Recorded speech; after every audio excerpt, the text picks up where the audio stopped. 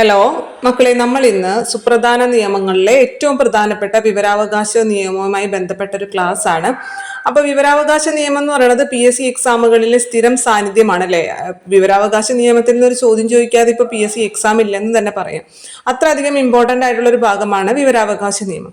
അപ്പൊ വിവരാവകാശ നിയമം നമ്മൾ ഇന്ന് എടുക്കുന്നത് PSC ബുള്ളറ്റിൻ 65 വിശേഷാൽ പതിപ്പും കൂടി ഒരുമിച്ചാക്കിയിട്ടാണ് എടുക്കുന്നത് ക്ലാസ്.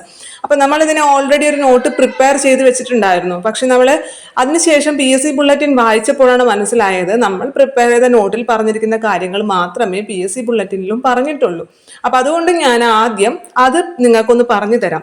ഞാൻ പ്രിപ്പയർ ചെയ്തിരിക്കുന്ന നോട്ട് നിങ്ങൾക്കൊന്ന് പറഞ്ഞു തരാം, നിങ്ങൾ അതൊന്ന് ജസ്റ്റ് കേൾക്കാം. അതിനുശേഷം നമുക്ക് PSC ബുള്ളറ്റിനുള്ള ക്വസ്റ്റ്യൻസുകൾ വായിക്കാം. അപ്പൊ നിങ്ങൾക്ക് കുറച്ചും കൂടി ഈസിയായി തോന്നും. അത് നേരെ നമുക്ക് ക്ലാസ്സിലേക്ക് കിടക്കാം. നമുക്ക് വിവരം എന്നുള്ളത് നമുക്ക് ഇപ്പോൾ ഒരു അവകാശമാണ്. എന്നാൽ നമുക്ക് മുമ്പ് അതൊരു അവകാശമായിരുന്നില്ല, അതൊരു സ്വാതന്ത്ര്യം മാത്രമായിരുന്നു അല്ലെ. വിവരം എന്ന് പറയുന്നത് ഇപ്പോൾ നമ്മുടെ അവകാശമാണ്. നമുക്കത് ലഭിച്ചില്ല എന്നുണ്ടെങ്കിൽ നമുക്കത് കോടതിയിൽ ചോദ്യം ചെയ്യപ്പെടാൻ സാധിക്കും. എന്നാൽ മുമ്പ് അതൊരു അവകാശമായിരുന്നില്ല, അത് വെറും സ്വാതന്ത്ര്യം മാത്രമായിരുന്നു അല്ലെ. അപ്പോൾ അതായത് വിവരാവകാശ നിയമം എന്ന് പറഞ്ഞു കഴിഞ്ഞാൽ മുമ്പ് മുതൽ ചോദിക്കുന്നതാണ്. എന്നാണ് പാസ്സാക്കിയത്, എന്നാണ് നിലവിൽ വന്നത്. വിവരാവകാശ നിയമം പാസ്സാക്കിയതും 2005-ലാണ്, അത് നിലവിൽ വന്നതും 2005 തന്നെയാണ്. അപ്പോൾ വിവരാവകാശ നിയമം പാസ്സാക്കിയത് 2005 ജൂൺ 15 ഇമ്പോർട്ടൻ്റ് ആയിട്ടുള്ള ഡേറ്റ് ആണ്. വിവരാവകാശ നിയമം പാസ്സാക്കിയത് 2005 ജൂൺ 15. പ്രധാനപ്പെട്ട ഡേറ്റ് ആണ്, പഠിക്കണം. 2005 ജൂൺ 15 പാർലമെന്റ് ഈ നിയമം പാസ്സാക്കിയത്. ഇനി നിലവിൽ വന്നത് 2005 ഒക്ടോബർ 12 നിലവിൽ വന്നത്. പാസ്സാക്കിയത് 2005 ജൂൺ 15 നിലവിൽ വന്നത് 2005 ഒക്ടോബർ 12 ഇനി ഇതിന് മുമ്പൊരു നിയമം ഉണ്ടായിരുന്നു. നമ്മൾ പറഞ്ഞില്ലേ, നമുക്ക് ഇപ്പോൾ ഇതൊരു അവകാശമാണ്, മുമ്പൊരു സ്വാതന്ത്ര്യമായിരുന്നു എന്ന് പറഞ്ഞു. അതായത് വിവരാവകാശ നിയമത്തിന് പകരം വിവര സ്വാതന്ത്ര്യ നിയമം, വിവര അവകാശമല്ല വിവര സ്വാതന്ത്ര്യ നിയമം. നമ്മുടെ റൈറ്റ് ടു ഇൻഫർമേഷൻ ആക്ടിന്റെ അല്ലെങ്കിൽ വിവരാവകാശ നിയമത്തിന്റെ മുൻഗാമി എന്നറിയപ്പെടുന്നത് ഈ വിവര സ്വാതന്ത്ര്യ നിയമമാണ്. വിവര സ്വാതന്ത്ര്യ നിയമം അഥവാ freedom of information act. Right അല്ല, ഫ്രീഡം മാത്രം. ഫ്രീഡം ഓഫ് ഇൻഫർമേഷൻ ആക്ട് ആണ് നമ്മുടെ വിവരാവകാശ നിയമത്തിന്റെ മുൻഗാമി എന്ന് പറയുന്നത്. അത് 2002-ലാണ് പാസ്സാക്കിയത്. 2002-ലാണ് പാസ്സാക്കിയത്. ഈ നിയമത്തെ റദ്ദ് ചെയ്തുകൊണ്ടാണ് 2005 വിവരാവകാശ നിയമം നിലവിൽ വരുന്നത്. ഇപ്പോൾ അത് നമുക്കൊരു സ്വാതന്ത്ര്യം മാത്രമല്ല, അത് അവകാശമാണ് അല്ലെ. വിവരം ലഭിക്കാൻ നമുക്ക് അവകാശമുണ്ട്. നമുക്കത് ലഭിച്ചില്ല എന്നുണ്ടെങ്കിൽ നമുക്കത് കോടതിയിൽ ചോദ്യം ചെയ്യാം.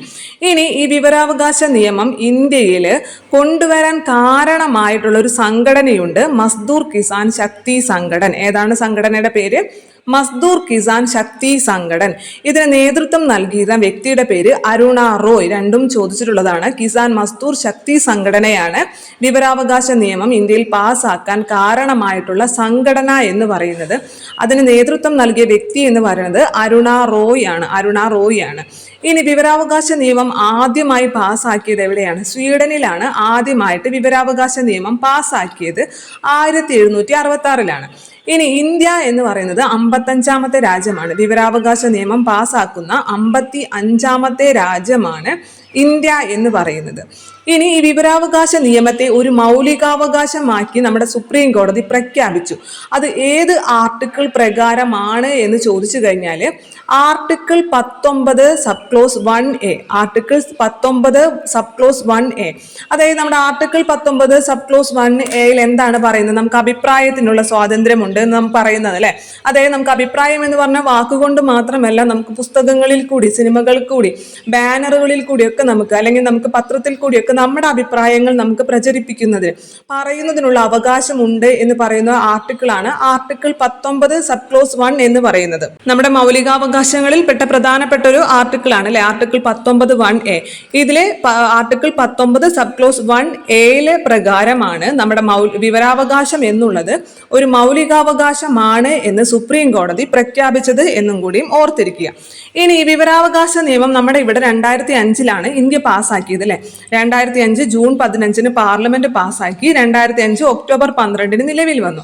എന്നാൽ ഇതാദ്യം പാസ്സാക്കിയത് തമിഴ്നാട് സർക്കാരാണ്. തമിഴ്നാട്ടിലാണ് ഈ നിയമം ആദ്യമായിട്ട് പാസ്സാക്കിയത്.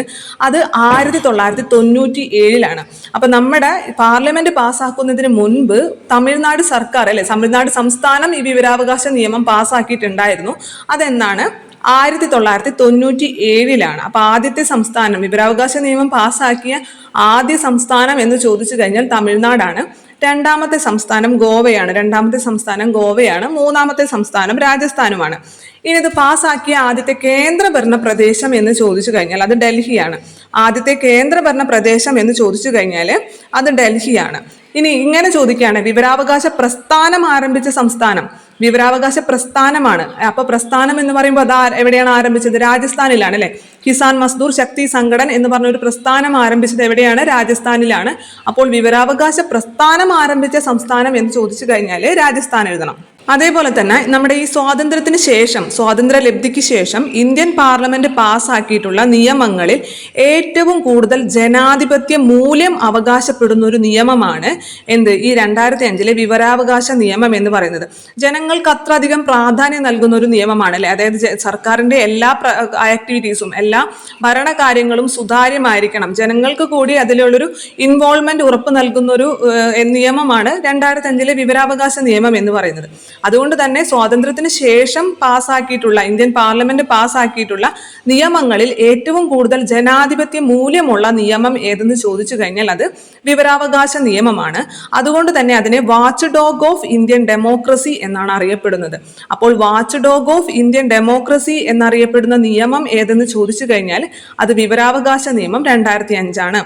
Watch dog of Indian democracy എന്നറിയപ്പെടുന്ന നിയമം 2005 വിവരാവകാശ നിയമമാണ്. ഇന്ത്യയിലെ വിവരാവകാശ നിയമം പാസ്സാക്കിയ ആദ്യ സംസ്ഥാനം ഏതാണ്? തമിഴ്നാടാണ്. വിവരാവകാശ നിയമം പാസ്സാക്കിയ ആദ്യത്തെ സംസ്ഥാനം തമിഴ്നാടാണ്. അതേപോലെ വിവരാവകാശ പ്രസ്ഥാനം ആരംഭിച്ച സംസ്ഥാനം എന്ന് ചോദിച്ചു കഴിഞ്ഞാൽ അത് രാജസ്ഥാനാണ്. അതേപോലെ തന്നെ 2005 വിവരാവകാശ നിയമം, നമ്മുടെ ഇന്ത്യൻ പാർലമെന്റ് പാസ്സാക്കിയ 2005 വിവരാവകാശ നിയമം ആദ്യമായി നടപ്പിലാക്കിയ സംസ്ഥാനം എന്ന് ചോദിച്ചാൽ രാജസ്ഥാനാണ്. നമ്മുടെ 1997 തമിഴ്നാട് സർക്കാർ ഇത് പാസ്സാക്കിയിട്ടുണ്ടെങ്കിലും അത് ഇന്ത്യൻ ഗവൺമെന്റ് പാസ്സാക്കിയ 2005 നിയമമല്ല. അപ്പൊ അതുകൊണ്ട് തന്നെ നമ്മുടെ 2005 ഇന്ത്യൻ വിവരാവകാശ നിയമം ആദ്യമായിട്ട് നടപ്പിലാക്കിയ സംസ്ഥാനം ഏതെന്ന് ചോദിച്ചു കഴിഞ്ഞാൽ അത് രാജസ്ഥാനാണ്.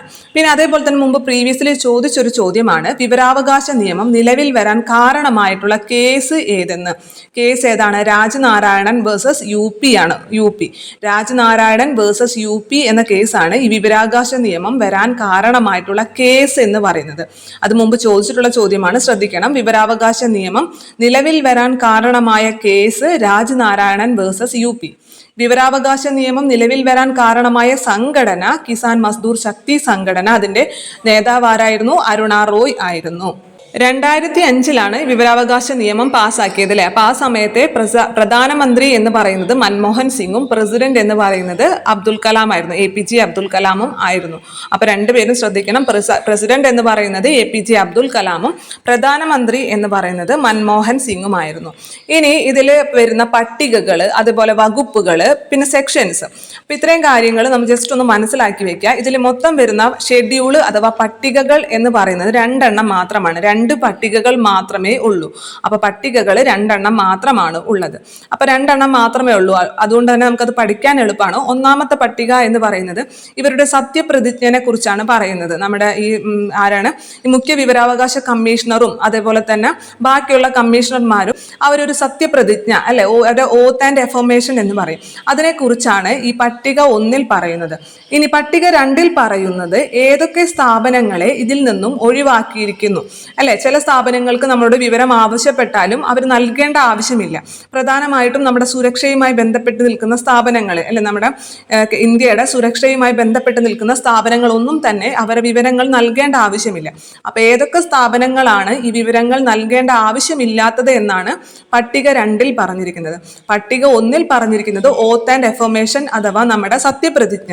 മുഖ്യ വിവരാവകാശ കമ്മീഷണറും മറ്റു കമ്മീഷണർമാരും ഈ സ്ഥാനത്തിൽ കയറുന്ന സമയത്ത് നൽകേണ്ട സത്യപ്രതിജ്ഞനെ കുറിച്ചാണ് പട്ടിക 1 പറഞ്ഞിരിക്കുന്നത്. പട്ടിക 2 പറഞ്ഞിരിക്കുന്നത് ഏതൊക്കെ സ്ഥാപനങ്ങൾ വിവരം നൽകേണ്ട ആവശ്യമില്ല എന്നാണ് പറഞ്ഞിരിക്കുന്നത്.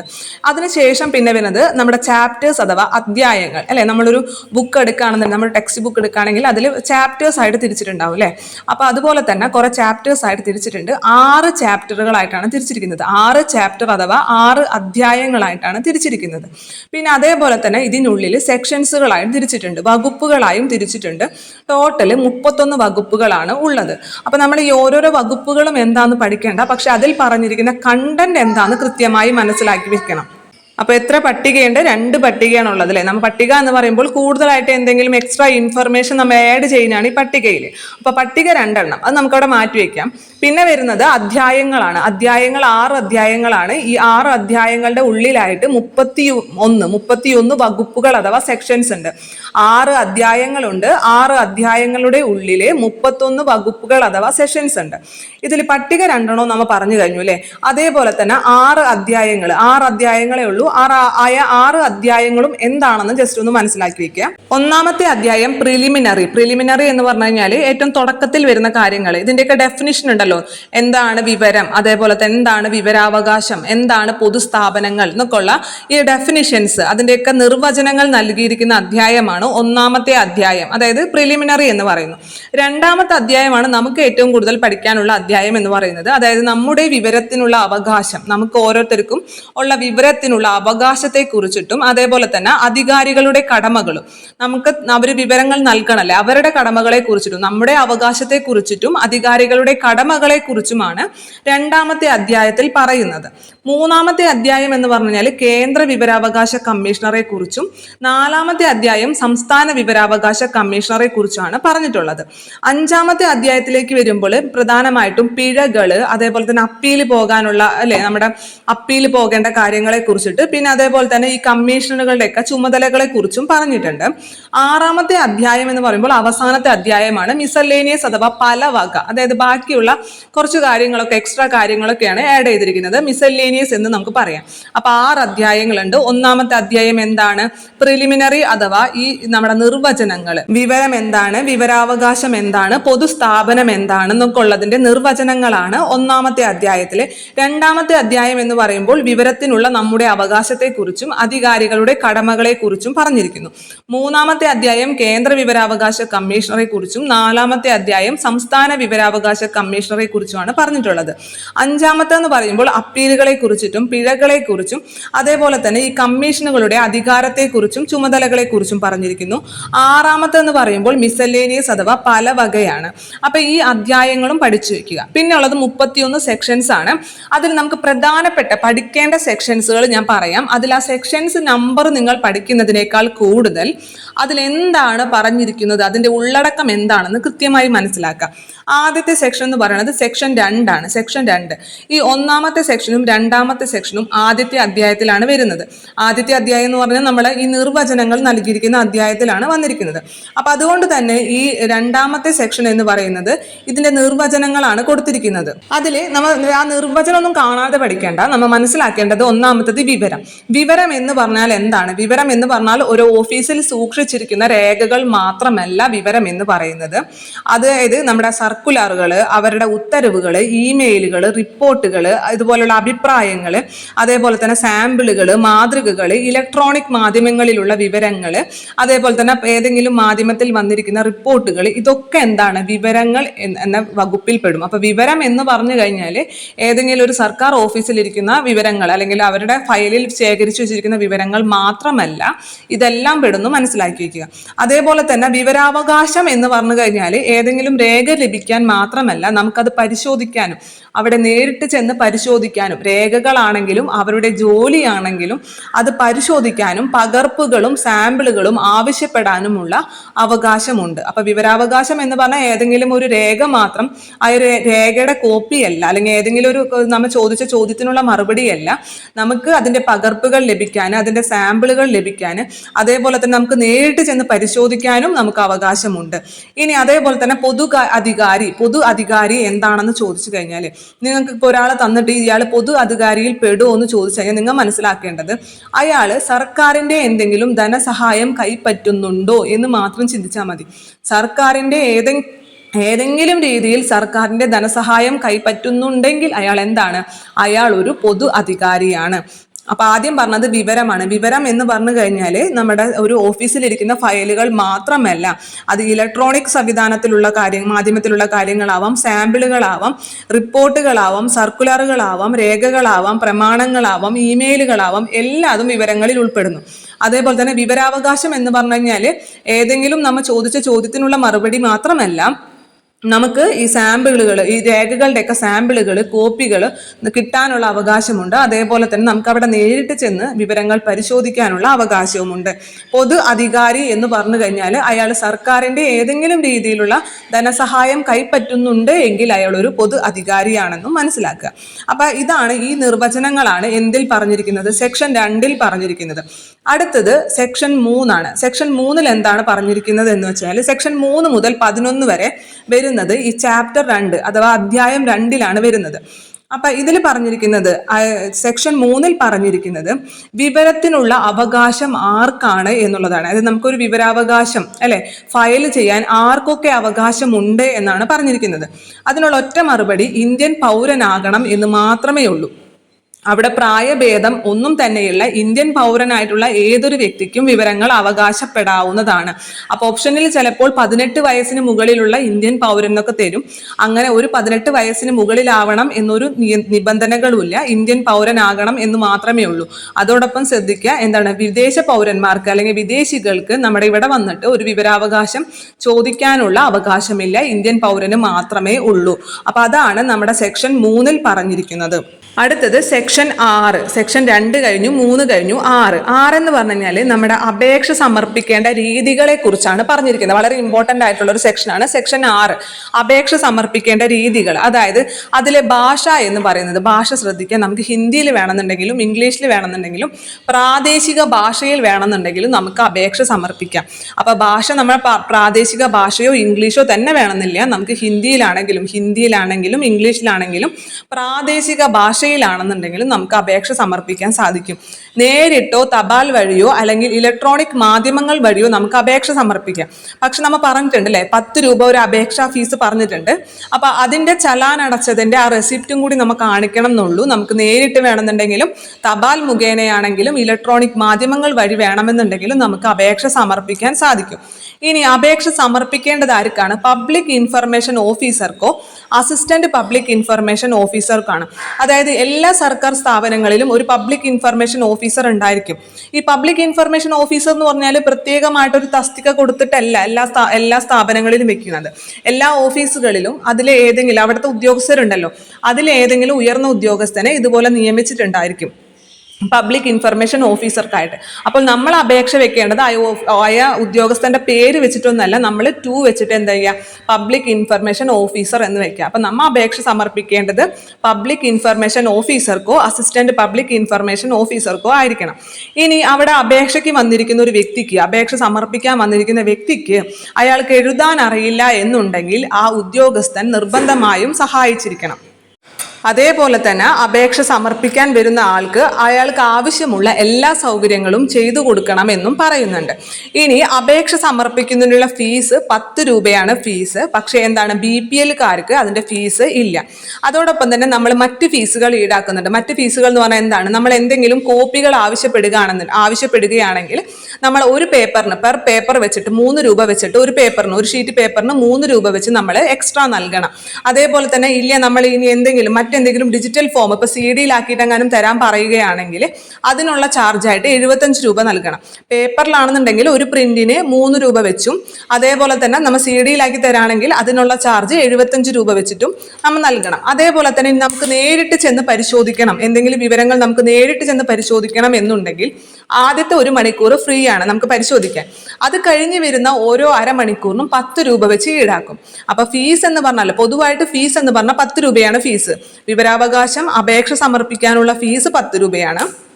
BPLകാർക്ക് ഫീസില്ല. ഇനി എക്സ്ട്രാ വരുന്ന ഫീസുകളാണ് പറഞ്ഞത്. അതെന്താണ്? നമുക്ക് എന്തെങ്കിലും പ്രിന്റഡ് കോപ്പി വേണമെന്നുണ്ടെങ്കിൽ ഒരു പ്രിന്റിന് 3 രൂപ വെച്ചിട്ടും CD-യിലാക്കി നമ്മൾ എന്തെങ്കിലും രേഖകൾ ആവശ്യപ്പെടുകയാണെങ്കിൽ അതിന് ഒരു CD-ക്ക് 75 രൂപ വെച്ചിട്ടും അതേപോലെ തന്നെ നമ്മൾ നേരിട്ട് ചെന്ന് വിവരങ്ങൾ പരിശോധിക്കുകയാണെങ്കിൽ ആദ്യത്തെ 1 മണിക്കൂർ ഫ്രീ ആയിരിക്കും. പിന്നീടുള്ള ഓരോ അരമണിക്കൂറിനും 10 രൂപ വെച്ചും ഈടാക്കും. ഇതാണ് ഫീസിന്റെ കാര്യങ്ങൾ എന്ന് പറയുന്നത്. പിന്നെ ഒരു കാര്യം എന്ന് പറയുന്നത്, നമ്മൾ ഈ അപേക്ഷ സമർപ്പിക്കുന്ന സമയത്ത് അയാളെ തിരിച്ച് കോണ്ടാക്ട് ചെയ്യാനുള്ള ഒരു അഡ്രസ്സ് ഉണ്ടല്ലോ, തിരിച്ച് ഇതിന്റെ മറുപടി അയക്കാനുള്ള ഒരു അഡ്രസ്സ് ഒഴികെ മറ്റൊരു വിവരങ്ങളും അപേക്ഷകനെ കുറിച്ച് ചോദിക്കാൻ പാടില്ല. അപേക്ഷകനെ ബന്ധപ്പെടാനുള്ള കാര്യങ്ങൾ ഒഴികെ വ്യക്തിപരമായിട്ടുള്ള ഒരു വിവരങ്ങളും അപേക്ഷയിൽ സമർപ്പിക്കാൻ പറയാൻ പാടില്ല. അതും നിർബന്ധമാണ്. അപ്പൊ നമ്മൾ ആദ്യം പറഞ്ഞത് വകുപ്പ് 2 വകുപ്പ് 2 എന്ന് പറഞ്ഞാൽ എല്ലാത്തിന്റെയും ഡെഫിനിഷൻ ആണല്ലേ. വിവരം എന്താണ്, വിവരാവകാശം എന്താണ്, പൊതു അധികാരി എന്താണെന്നൊക്കെ ഡെഫിനിഷൻ ആയിരുന്നു. 3ാമത്തെ വകുപ്പ് എന്ന് പറഞ്ഞത് എന്താണ്? ആർക്കാണ് ഈ വിവരാവകാശത്തിനുള്ള അവകാശമുള്ളത്? എന്താണ് ഉത്തരം? ഇന്ത്യൻ പൗരനായിരിക്കണം. അത് മാത്രമേ ഉള്ളൂ. പ്രായ വ്യത്യാസം ഒന്നുമില്ല. ഇന്ത്യൻ പൗരനായിരിക്കണം എന്നുള്ളത് മാത്രമേ ഉള്ളൂ. അതോടൊപ്പം ശ്രദ്ധിക്കുക, വിദേശ പൗരന്മാർക്ക് വിവരാവകാശം നൽകാനുള്ള അവകാശമില്ല. അടുത്തത് പറഞ്ഞത് വകുപ്പ് 6 പറഞ്ഞത്. വകുപ്പ് 6 എന്ന് പറഞ്ഞാൽ ഈ അപേക്ഷ സമർപ്പിക്കേണ്ട രീതികളെ കുറിച്ചിട്ടാണ് വകുപ്പ് 6 പറയുന്നത്. ഹിന്ദിയിലാണെങ്കിലും ഇംഗ്ലീഷിലാണെങ്കിലും പ്രാദേശിക ഭാഷയിലാണെങ്കിലും നമുക്ക് അപേക്ഷ സമർപ്പിക്കാം. നേരിട്ട് വേണമെന്നുണ്ടെങ്കിലും തപാൽ വഴി വേണമെന്നുണ്ടെങ്കിലും ഇലക്ട്രോണിക് മാധ്യമങ്ങൾ വഴി വേണമെന്നുണ്ടെങ്കിലും അപേക്ഷ സമർപ്പിക്കാം. അപേക്ഷ സമർപ്പിക്കേണ്ടത് പബ്ലിക് ഇൻഫർമേഷൻ ഓഫീസർക്കോ അസിസ്റ്റന്റ് പബ്ലിക് ഇൻഫർമേഷൻ ഓഫീസർക്കോ ആയിരിക്കണം. ഇനി അപേക്ഷ എഴുതാൻ അറിയാത്ത ഒരാളാണെങ്കിൽ അയാളെ ഉദ്യോഗസ്ഥൻ സഹായിച്ചിരിക്കണം.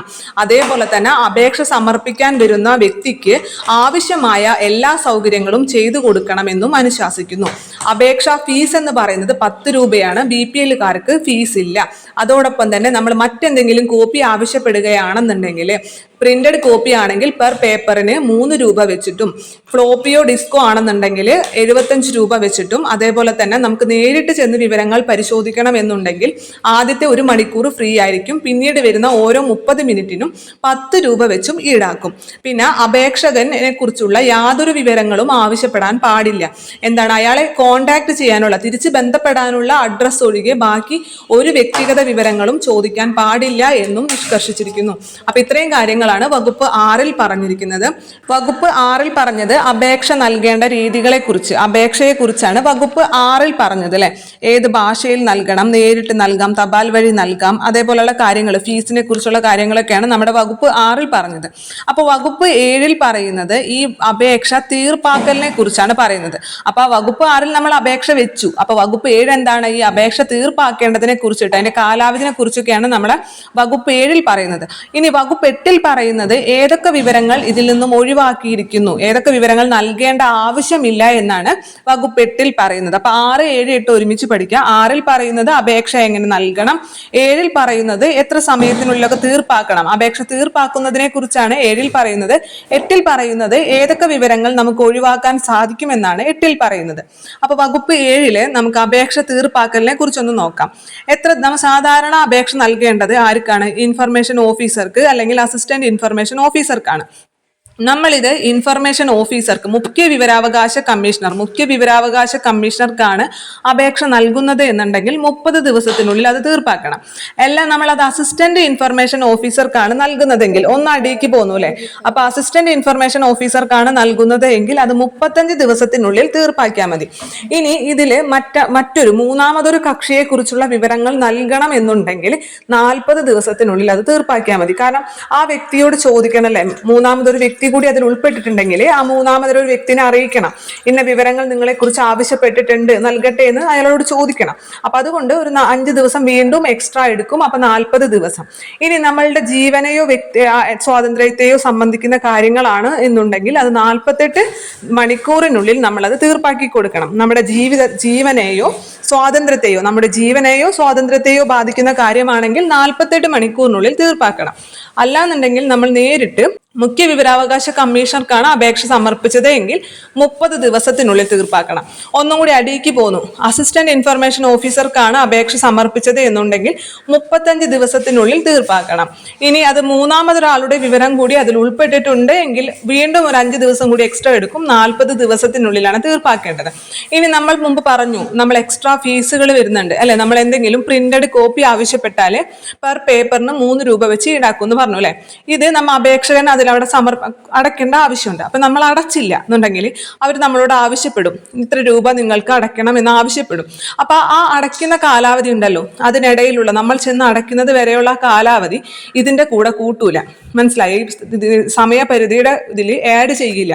നമ്മൾ ഫീസ് അടയ്ക്കാണ്ട് ഇരിക്കുന്ന കാലാവധി ഒരിക്കലും ഈ ഇത്ര ദിവസത്തിനുള്ളിൽ എന്ന് പറയുന്ന ഈ സമയപരിധിയുടെ കൂടെ കൂട്ടില്ല എന്നും കൂടി മനസ്സിലാക്കാം.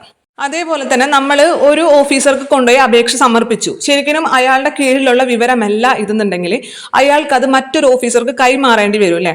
ഇപ്പൊ ഒരു ഡിപ്പാർട്ട്മെന്റിൽ നമ്മൾ അപേക്ഷ സമർപ്പിച്ചു, പക്ഷേ ആ ഡിപ്പാർട്ട്മെന്റിന്റെ കീഴിൽ വരുന്ന കാര്യമല്ല എന്നുണ്ടെങ്കിൽ അവർ ആ അപേക്ഷ മറ്റൊരു ഡിപ്പാർട്ട്മെന്റിൽ കൈമാറും. അപ്പോൾ അവിടെ വീണ്ടും 5 ദിവസം എക്സ്ട്രാ എടുക്കും. മനസ്സിലായോ? അപേക്ഷ വേറൊരു അധികാരിക്ക് കൈമാറേണ്ട ആവശ്യം വരാണെങ്കിൽ അവിടെയും 5 ദിവസം എക്സ്ട്രാ എടുക്കും. അപ്പൊ ഈ 5 ദിവസമാണ് എക്സ്ട്രാ വരുന്നത്. മുഖ്യ വിവരാവകാശ കമ്മീഷണർക്കാണെങ്കിൽ 30 ദിവസം, അസിസ്റ്റന്റ് ഇൻഫർമേഷൻ കമ്മീഷണർക്കാണെങ്കിൽ 35 ദിവസം. ഇല്ല, ഇനി മൂന്നാമതൊരാളുടെ കാര്യങ്ങൾ ഉൾപ്പെടുന്നുണ്ടെങ്കിൽ 40 ദിവസം. അതേപോലെ തന്നെ മറ്റൊരു അധികാരിക്ക് കൈമാറേണ്ട ആവശ്യമുണ്ടെങ്കിൽ അവിടെയും 5 ദിവസം എക്സ്ട്രാ എടുക്കും. അപ്പൊ ഇതാണ് കാലാവധി, അപേക്ഷ തീർപ്പാക്കാൻ എടുക്കുന്ന കാലയളവ് എന്ന് പറയുന്നത്. ഇനി 8ാമത്തേൽ നമ്മുടെ സെക്ഷൻ 8 നമ്മൾ പറഞ്ഞിരിക്കുന്നത് എന്തൊക്കെ വിവരങ്ങൾ നമുക്ക് ഇതിൽ നിന്നും ഒഴിവാക്കാൻ സാധിക്കും എന്നാണ് പറഞ്ഞിട്ടുള്ളത്. ഒന്നാമതായിട്ട് രാജ്യത്തിന്റെ ഐക്യത്തെയും അഖണ്ഡതയെയും ബാധിക്കുന്ന കാര്യങ്ങൾ അല്ലെ, ഐക്യത്തെയും അഖണ്ഡതയെയും ബാധിക്കുന്ന കാര്യങ്ങൾ വിവരാവകാശ ഇതിൽ നിന്നും ഒഴിവാക്കി നിർത്താൻ സാധിക്കും. അതേപോലെ തന്നെ രാജ്യസുരക്ഷയുമായി ബന്ധപ്പെട്ട കാര്യങ്ങൾ, ഇപ്പൊ സേനകളെ സംബന്ധിക്കുന്ന കാര്യങ്ങൾ, നമുക്ക് കുറെ സേനകളുണ്ട് അല്ലെ. ഇപ്പൊ കരസേന, വ്യോമസേന, അതുപോലെ തന്നെ നമ്മുടെ നാവികസേന, അതിന് പുറമെ നമ്മളിപ്പോ ബോർഡർ സെക്യൂരിറ്റി ഫോഴ്സ്, അതുപോലെ ആസാം റിഫിൾസ്, ഇങ്ങനത്തെ കാര്യങ്ങളൊക്കെ ഉണ്ട്. അപ്പൊ ഇവരൊക്കെ എന്താണ്, ഇവരെ സംബന്ധിക്കുന്ന കാര്യങ്ങളൊന്നും തന്നെ നമ്മൾ ഇതിന് നൽകേണ്ട ആവശ്യമില്ല. അതേപോലെ തന്നെ നമ്മൾ ശാസ്ത്രീയമായിട്ടുള്ള കാര്യങ്ങൾ, അതേപോലെ തന്നെ റിസർച്ചുകളൊക്കെ ഉണ്ടല്ലോ, അങ്ങനെ റിസർച്ചുമായി ബന്ധപ്പെട്ട കാര്യങ്ങൾ, ഇപ്പൊ നമ്മൾ കോവിഡ് വാക്സിൻ അതിന്റെ റിസർച്ച് നടന്നുകൊണ്ടിരിക്കുന്നത്, അപ്പൊ അതുമായി സംബന്ധിക്കുന്ന കാര്യങ്ങൾ ഒന്നും തന്നെ നമുക്ക് അവിടെ വെളിപ്പെടുത്തേണ്ട ആവശ്യമില്ല. ശാസ്ത്രീയപരമായിട്ടുള്ള കാര്യങ്ങൾ ഒഴിവാക്കുന്നുണ്ട്. അതേപോലെ തന്നെ വിദേശ രാജ്യങ്ങളിൽ നിന്നും ലഭിച്ച വിവരങ്ങൾ, ഇതിൽ നിന്ന് ഒഴിവാക്കാം. പിന്നെ കോടതി നിരോധിച്ച വിവരങ്ങൾ ഒഴിവാക്കും. പിന്നെ അതേപോലെ തന്നെ ഈ പാർലമെന്റിന്റെയും നിയമസഭകളുടെയും അംഗങ്ങളുണ്ടല്ലോ, അവരുടെ അവകാശങ്ങളെ സംബന്ധിക്കുന്ന കാര്യങ്ങൾ അല്ലെങ്കിൽ അവരുടെ അവകാശങ്ങൾ ലംഘിക്കുന്ന കാര്യങ്ങളൊന്നും തന്നെ ഇതിൽ കൂടി നൽകില്ല. പിന്നെ അതുപോലെ തന്നെ ഇനി ക്യാബിനറ്റ് പേപ്പേഴ്സ് ഒന്നും തന്നെ നൽകാൻ പാടില്ല. പിന്നെ ഇപ്പൊ മറ്റൊരു കക്ഷിനെ, മൂന്നാമതൊരാളുടെ വിവരങ്ങൾ അത് അയാളുടെ സമ്മതത്തോടെ അല്ലാതെ ഒരിക്കലും വെളിപ്പെടുത്താൻ സാധിക്കില്ല. വിശ്വാസത്തിന്റെ അടിസ്ഥാനത്തിൽ നൽകിയ വിവരങ്ങൾ അത് സാധാരണ രീതിയിൽ വെളിപ്പെടുത്താൻ പാടില്ല. പക്ഷെ അതിപ്പോ പൊതുതാൽപര്യമുള്ള വിഷയമാണ്, അത്രയധികം പൊതുതാൽപര്യ ഇതിൽ നിൽക്കുന്ന കാര്യമാണെങ്കിൽ അത് വെളിപ്പെടുത്താം. പിന്നെ അതേപോലെ തന്നെ മറ്റു ഏതെങ്കിലും ഒരു വ്യക്തിയുടെ ജീവനെയോ അല്ലെങ്കിൽ അവരുടെ സുരക്ഷയെയോ ബാധിക്കുന്ന ഒരു കാര്യങ്ങളും വെളിപ്പെടുത്താൻ പാടില്ല. അതേപോലെ തന്നെ എന്തെങ്കിലും കുറ്റകൃത്യങ്ങളുടെ അന്വേഷണ പരിധിയിലിരിക്കുന്ന കാര്യങ്ങൾ, ഇപ്പൊ നമ്മൾ എന്തെങ്കിലും ഒരു കൊലക്കേസോ എന്തെങ്കിലും മർഡർ നടന്നു എന്ന് വിചാരിക്കുക, അപ്പൊ അത് അന്വേഷണം CBIയുടെ അന്വേഷണ പരിധിയിൽ ഇരിക്കുകയാണ്. അപ്പൊ നമ്മൾ അതിന്റെ ഇംപ്രൂവ്മെന്റിനെ കുറിച്ചൊന്നും നമുക്ക് ചോദിക്കാൻ പറ്റില്ല, കാരണം അത് അന്വേഷണ പരിധിയിലാണ്. അപ്പൊ അന്വേഷണ പരിധിയിൽ ഇരിക്കുന്ന കാര്യങ്ങൾ വെളിപ്പെടുത്തി കഴിഞ്ഞാൽ പ്രതികൾ രക്ഷപ്പെടാനുള്ള ചാൻസ് ഒക്കെ ഉണ്ടല്ലോ. അതുകൊണ്ട് അന്വേഷണ പരിധിയിൽ ഇരിക്കുന്ന കാര്യങ്ങൾ വെളിപ്പെടുത്തണ്ട. നമ്മൾ സാധാരണമായിട്ടൊരു കോമൺ സെൻസ് വെച്ച് ഇങ്ങനെ ജസ്റ്റ് ഒന്ന് ചിന്തിച്ചാൽ നമുക്ക് അറിയാവുന്ന കാര്യങ്ങളുള്ളൂ. രാജ്യത്തിന്റെ സുരക്ഷ, ഐക്യം അല്ലെ, ഒരിക്കലും വെളിപ്പെടുത്താൻ പറ്റില്ല. അതുപോലെ തന്നെ സേനകളുടെ കാര്യങ്ങൾ അതും വെളിപ്പെടുത്താൻ പറ്റില്ല. അതേപോലെ തന്നെ ശാസ്ത്രീയപരമായിട്ടുള്ള കാര്യങ്ങൾ, റിസർച്ചുകളൊക്കെ ശാസ്ത്രീയപരമായിട്ടുള്ള കാര്യങ്ങൾ വെളിപ്പെടുത്താൻ പറ്റില്ല. ശ്രദ്ധിക്കേണ്ടത് 2 കാര്യം. ഒന്ന്, വിദേശ രാജ്യങ്ങളിൽ നിന്ന് ലഭിച്ച വിവരങ്ങൾ വെളിപ്പെടുത്താൻ പറ്റില്ല. അതേപോലെ തന്നെ വിശ്വാസ അധിഷ്ഠിതമായിട്ട് നൽകിയ കാര്യങ്ങളും വെളിപ്പെടുത്തേണ്ട ആവശ്യമില്ല. പിന്നെ അത് അത്രയ്ക്കും പൊതു താല്പര്യമായിട്ട് നിൽക്കുകയാണെന്നുണ്ടെങ്കിൽ ഭൂരിപക്ഷ ജനങ്ങളുടെ ആവശ്യം പരിഗണിച്ചുകൊണ്ട് വേണമെങ്കിൽ നൽകാം, അല്ലാതെ നൽകേണ്ട ആവശ്യമില്ല. പിന്നെ കോടതി നിരോധിച്ച കാര്യങ്ങൾ, അതുപോലെ തന്നെ പാർലമെന്റിന്റെയും നിയമസഭയുടെയും അവകാശങ്ങൾ ലംഘിക്കുന്ന രീതിയിലുള്ള കാര്യങ്ങൾ, പൊതു താല്പര്യമില്ലാതെ മൂന്നാം കക്ഷിയുടെ വിവരങ്ങൾ, പൊതു താല്പര്യമില്ലാതെ വേറൊരു കക്ഷിയുടെ, മൂന്നാമതൊരു കക്ഷിയുടെ വിവരങ്ങൾ നൽകേണ്ട ആവശ്യമില്ല. വ്യക്തിയുടെ ജീവനെയോ സുരക്ഷയോ അല്ലെങ്കിൽ ആപത്ത് വരുത്തുന്ന ഒരു കാര്യങ്ങളും തന്നെ നൽകേണ്ട ആവശ്യമില്ല. ക്യാബിനറ്റ് പേപ്പേഴ്സോ അന്വേഷണ പരിധിയിലിരിക്കുന്ന വിവരങ്ങളോ നൽകേണ്ട ആവശ്യമില്ല. അപ്പം നമ്മൾ ഈ പറഞ്ഞ സെക്ഷൻസുകൾ ജസ്റ്റ് ഒന്ന് ഓടിച്ചു നോക്കി. ആദ്യം പറഞ്ഞത് സെക്ഷൻ 2 വകുപ്പ് 2 എന്താണ് പറഞ്ഞത്? നിർവചനങ്ങളാണ് പറഞ്ഞത്. വിവരം, അതുപോലെ വിവരാവകാശം, പിന്നെ അതുപോലെ തന്നെ പൊതു അധികാരി, ഇതിന്റെയൊക്കെ നിർവചനമാണ് പറഞ്ഞത്. മൂന്നാമത് പറഞ്ഞത് സെക്ഷൻ 3 പറഞ്ഞത് ആർക്കൊക്കെ അപേക്ഷ സമർപ്പിക്കാനുള്ള വിവരാവകാശം ആവശ്യപ്പെടാൻ ആർക്കൊക്കെ അവകാശമുണ്ട്, ഇന്ത്യൻ പൗരനായിട്ടുള്ള ഏതൊരു വ്യക്തിക്കും അതിനുള്ള അവകാശമുണ്ട് എന്ന് പറഞ്ഞു. പിന്നെ 6ാമത്തെ വകുപ്പിൽ നമ്മൾ പറഞ്ഞത് അപേക്ഷകളെ കുറിച്ചിട്ടാണ് പറഞ്ഞത്. അതിന്റെ ഭാഷനെ കുറിച്ചിട്ട് നേരിട്ടോ തപാൽ വഴിയോ ഇലക്ട്രോണിക് മാധ്യമങ്ങൾ വഴിയോ നൽകാം. അപേക്ഷ എഴുതാൻ അറിയാത്ത ആളാണെങ്കിൽ അയാളെ സഹായിക്കണം, അയാൾക്ക് എഴുതി നൽകണം, 10 രൂപ ഫീസ് ഈടാക്കണം. പിന്നെ അതേപോലെ തന്നെ അപേക്ഷകനെ കോൺടാക്ട് ചെയ്യാനുള്ള അഡ്രസ്സ് ഒഴികെ ബാക്കി വ്യക്തിഗത വിവരങ്ങളൊന്നും തന്നെ അവകാശപ്പെടാൻ പാടില്ല. ഇതൊക്കെയാണ് അപേക്ഷയെ കുറിച്ചുള്ള വിവരങ്ങൾ നമ്മൾ പറഞ്ഞു. അതിനുശേഷം അപേക്ഷ തീർപ്പാക്കേണ്ട കാര്യത്തിനെ കുറിച്ചുള്ള, അതായത് എത്ര ദിവസത്തിനുള്ളിൽ തീർപ്പാക്കണം. അത് മുഖ്യ വിവരാവകാശ കമ്മീഷണർക്കാണെങ്കിൽ 30 ദിവസത്തിനുള്ളിൽ, അല്ല അസിസ്റ്റന്റ് ഇൻഫർമേഷൻ കമ്മീഷണർക്കാണെന്നുണ്ടെങ്കിൽ 35 ദിവസത്തിനുള്ളിൽ.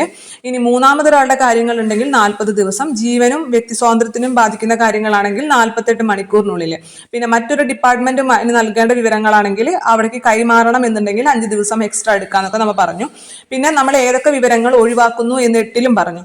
9ല്ല 10ാമത്തേൽ പറയുന്നത്, ഇപ്പൊ നമ്മൾ ഏതെങ്കിലും ഒരു വിവരം ചോദിച്ചു, അത് മുഴുവനായിട്ട് ഒഴിവാക്കണം എന്നില്ല. നമുക്ക് അതിൽ നിന്ന് ഏതെങ്കിലും ഒരു വിവരം നൽകാമെന്നുണ്ടെങ്കിൽ ആ പ്രത്യേകമായിട്ട് ആ വിവരം മാത്രം അടർത്തി മാറ്റിക്കൊണ്ട് നൽകാം എന്ന് പറയുന്നതാണ്. ഇപ്പൊ നമ്മൾ ISROട് എന്തെങ്കിലും കാര്യത്തിനെ കുറിച്ച്, പുതിയ ദൗത്യത്തിനെ കുറിച്ച് ചോദിച്ചു, അത് വെളിപ്പെടുത്താൻ സാധിക്കില്ല. പക്ഷെ നമുക്ക് വേണമെന്നുണ്ടെങ്കിൽ, അവർക്ക് വേണമെന്നുണ്ടെങ്കിൽ എന്ത് ചെയ്യാം, ഇതിൽ നിന്ന് ആ വെളിപ്പെടുത്താൻ പറ്റുന്ന കാര്യങ്ങൾ മാത്രം ഉണ്ടല്ലോ, അത് മാത്രം അടർത്തി മാറ്റിക്കൊണ്ട് നൽകാം എന്ന് പറയുന്നതാണ് നമ്മുടെ വകുപ്പ് 10 എന്ന് പറയുന്നത്. ഇനി വകുപ്പ് 11 എന്ന് പറയുന്നത് മൂന്നാമതൊരു കക്ഷിനെ സംബന്ധിക്കുന്ന വിവരങ്ങൾ ആവശ്യപ്പെടുമ്പോഴുള്ള കാര്യങ്ങളാണ് ഈ 11. വകുപ്പ് 11 അത് ശ്രദ്ധിക്കണം, ചിലപ്പോൾ ചോദിക്കും. വകുപ്പ് 11 അല്ലെങ്കിൽ മൂന്നാമതൊരു കക്ഷിയെ സംബന്ധിക്കുന്ന വിവരങ്ങൾ വെളിപ്പെടുത്തുന്നതുമായി സംബന്ധിക്കുന്ന വകുപ്പ് ഏതെന്ന് ചോദിക്കാൻ ചാൻസ് ഉണ്ട്. അപ്പൊ വകുപ്പ് 11 എന്ന് പറയുമ്പോൾ 2-1 അപ്പൊ 2-1 എന്നുള്ളത് 2 വ്യക്തികളായിട്ട് എടുക്കാം. അപ്പൊ 2 വ്യക്തികൾ സംബന്ധിക്കുന്ന കാര്യമല്ലാതെ മൂന്നാമതൊരു വ്യക്തിനെ കുറിച്ച് സംബന്ധിക്കുന്ന കാര്യങ്ങൾ വകുപ്പ് 11ലാണ് പറയുന്നത്. അതായത് ഇപ്പോൾ മൂന്നാമതൊരു വ്യക്തിനെ കുറിച്ചുള്ള വിവരങ്ങൾ വെളിപ്പെടുത്തണം എന്നുണ്ടെങ്കിൽ നിർബന്ധമായിട്ടും ഒരു ഔദാര്യമല്ല, നിർബന്ധമായിട്ടും ആ വ്യക്തിനെ അറിയിച്ചിരിക്കണം. പക്ഷെ അത് പൊതു താല്പര്യം ഉണ്ട് എങ്കിൽ മാത്രം. ഇപ്പൊ നമ്മൾ ഒരു കുട്ടിയുടെ എക്സാമിലുള്ള മാർക്ക് അറിയണം എന്നുണ്ടെങ്കിൽ വെറുതെ ചോദിച്ചാൽ അത് നൽകേണ്ട ആവശ്യമില്ല, അല്ലെ? ഇപ്പൊ അയാളെ അപകീർത്തിപ്പെടുത്താനോ അല്ലെങ്കിൽ അയാളെ മോശക്കാരിയാക്കാനോ വേണ്ടി വെറുതെ ചോദിച്ചാൽ ഒരിക്കലും നമുക്ക് മാർക്ക് നൽകേണ്ട ആവശ്യമില്ല. മാർക്ക് സംബന്ധിക്കുന്ന വിവരങ്ങൾ ആ സ്കൂളിൽ, ഇപ്പൊ ആ കുട്ടി പഠിച്ച സ്കൂളിൽ പോയി ചോദിക്കുകയാണ്, വിവരാവകാശ നിയമപ്രകാരം ആവശ്യപ്പെട്ട് കഴിഞ്ഞാൽ അങ്ങനെ പെർട്ടിക്കുലർ ഒരു കുട്ടിയുടെ വിവരങ്ങൾ നൽകേണ്ട ആവശ്യമില്ല. പക്ഷെ എന്താണ്, ഇപ്പൊ എന്തെങ്കിലും കൃത്രിമത്വം നടന്നിട്ടുണ്ട്, ഇപ്പൊ വൈവേല മാർക്കിൽ എന്തെങ്കിലും നടന്നിട്ടുണ്ട് എന്നൊക്കെ നമുക്ക് സംശയം തോന്നി, നമ്മൾ അതിനു വേണ്ടി അപേക്ഷ സമർപ്പിക്കുകയാണെന്നുണ്ടെങ്കിൽ അത് തീർച്ചയായും നൽകണം.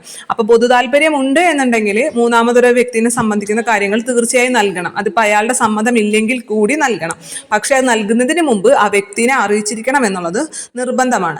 പിന്നെ അതേപോലെ തന്നെ നമ്മുടെ സാമ്പത്തിക ഇടപാടുകൾ, ബാങ്ക് സ്റ്റേറ്റ്മെന്റ് ഒക്കെ ഉണ്ടല്ലോ, ആ വിവരങ്ങളൊന്നും തന്നെ നൽകേണ്ട ആവശ്യമില്ല. പിന്നെ അത് നൽകുന്ന സാഹചര്യം എന്ന് പറയുന്നത് ഇയാൾ മരിക്കുക, അതിന്റെ ഓണർ മരിക്കുക, അപ്പൊ അനന്തരാവകാശി ആവശ്യപ്പെടാണ്, എനിക്കിപ്പോൾ അദ്ദേഹം മരിച്ചു, അല്ലെ, അച്ഛൻ മരിച്ചു, അപ്പൊ അത് മകന് ആവശ്യപ്പെടാം, എനിക്കിത് ലഭിക്കണം എന്ന് ആവശ്യപ്പെടുമ്പോൾ നൽകാം. അല്ലാതെ ഒരിക്കലും ബാങ്കുമായി ബന്ധപ്പെട്ട സാമ്പത്തിക ഇടപാടുകളോ അതുപോലെ ഓഡിറ്റ് ബാലൻസ് ഷീറ്റോ ബാങ്കിന്റെ കൈവശമുള്ള വിവരങ്ങളൊന്നും തന്നെ നൽകണമെന്നില്ല. അപ്പൊ വകുപ്പ് 11 പറയുന്നത് എന്താണ്, മൂന്നാമതൊരു കക്ഷിനെ സംബന്ധിക്കുന്ന വിവരങ്ങളെ കുറിച്ചിട്ടാണ് വകുപ്പ് 11 പറയുന്നത്. വകുപ്പ് 11 പറയുന്നത് മൂന്നാമതൊരു കക്ഷിയെ സംബന്ധിക്കുന്ന വിവരങ്ങളാണ് പറയുന്നത്. ഇപ്പോൾ നമ്മൾ പറഞ്ഞത് വകുപ്പ് 11 വകുപ്പ് 11 എന്ന് പറഞ്ഞാൽ മൂന്നാമതൊരു കക്ഷിയെ സംബന്ധിക്കുന്ന വിവരങ്ങൾ ആവശ്യപ്പെട്ട് കഴിഞ്ഞാലുള്ള കാര്യമാണ് വകുപ്പ് 11 പറയുന്നത്, അല്ലെ? കക്ഷിയെ പ്രധാനമായും അറിയിക്കണം, അല്ലെങ്കിൽ ആ കക്ഷിക്ക് പറയാനുള്ളത് കേൾക്കണം എന്നുള്ളതാണ് പ്രധാനമായിട്ടും ഈ വകുപ്പിൽ പറയുന്നത്. പിന്നെ അതിനുശേഷം 12 വരുന്നത്. ഈ 12 മുതൽ 14 വരെയുള്ള വകുപ്പുകൾ എന്ന് പറയുന്നത് കേന്ദ്ര വിവരാവകാശ കമ്മീഷണറെ കുറിച്ചാണ് പറയുന്നത്.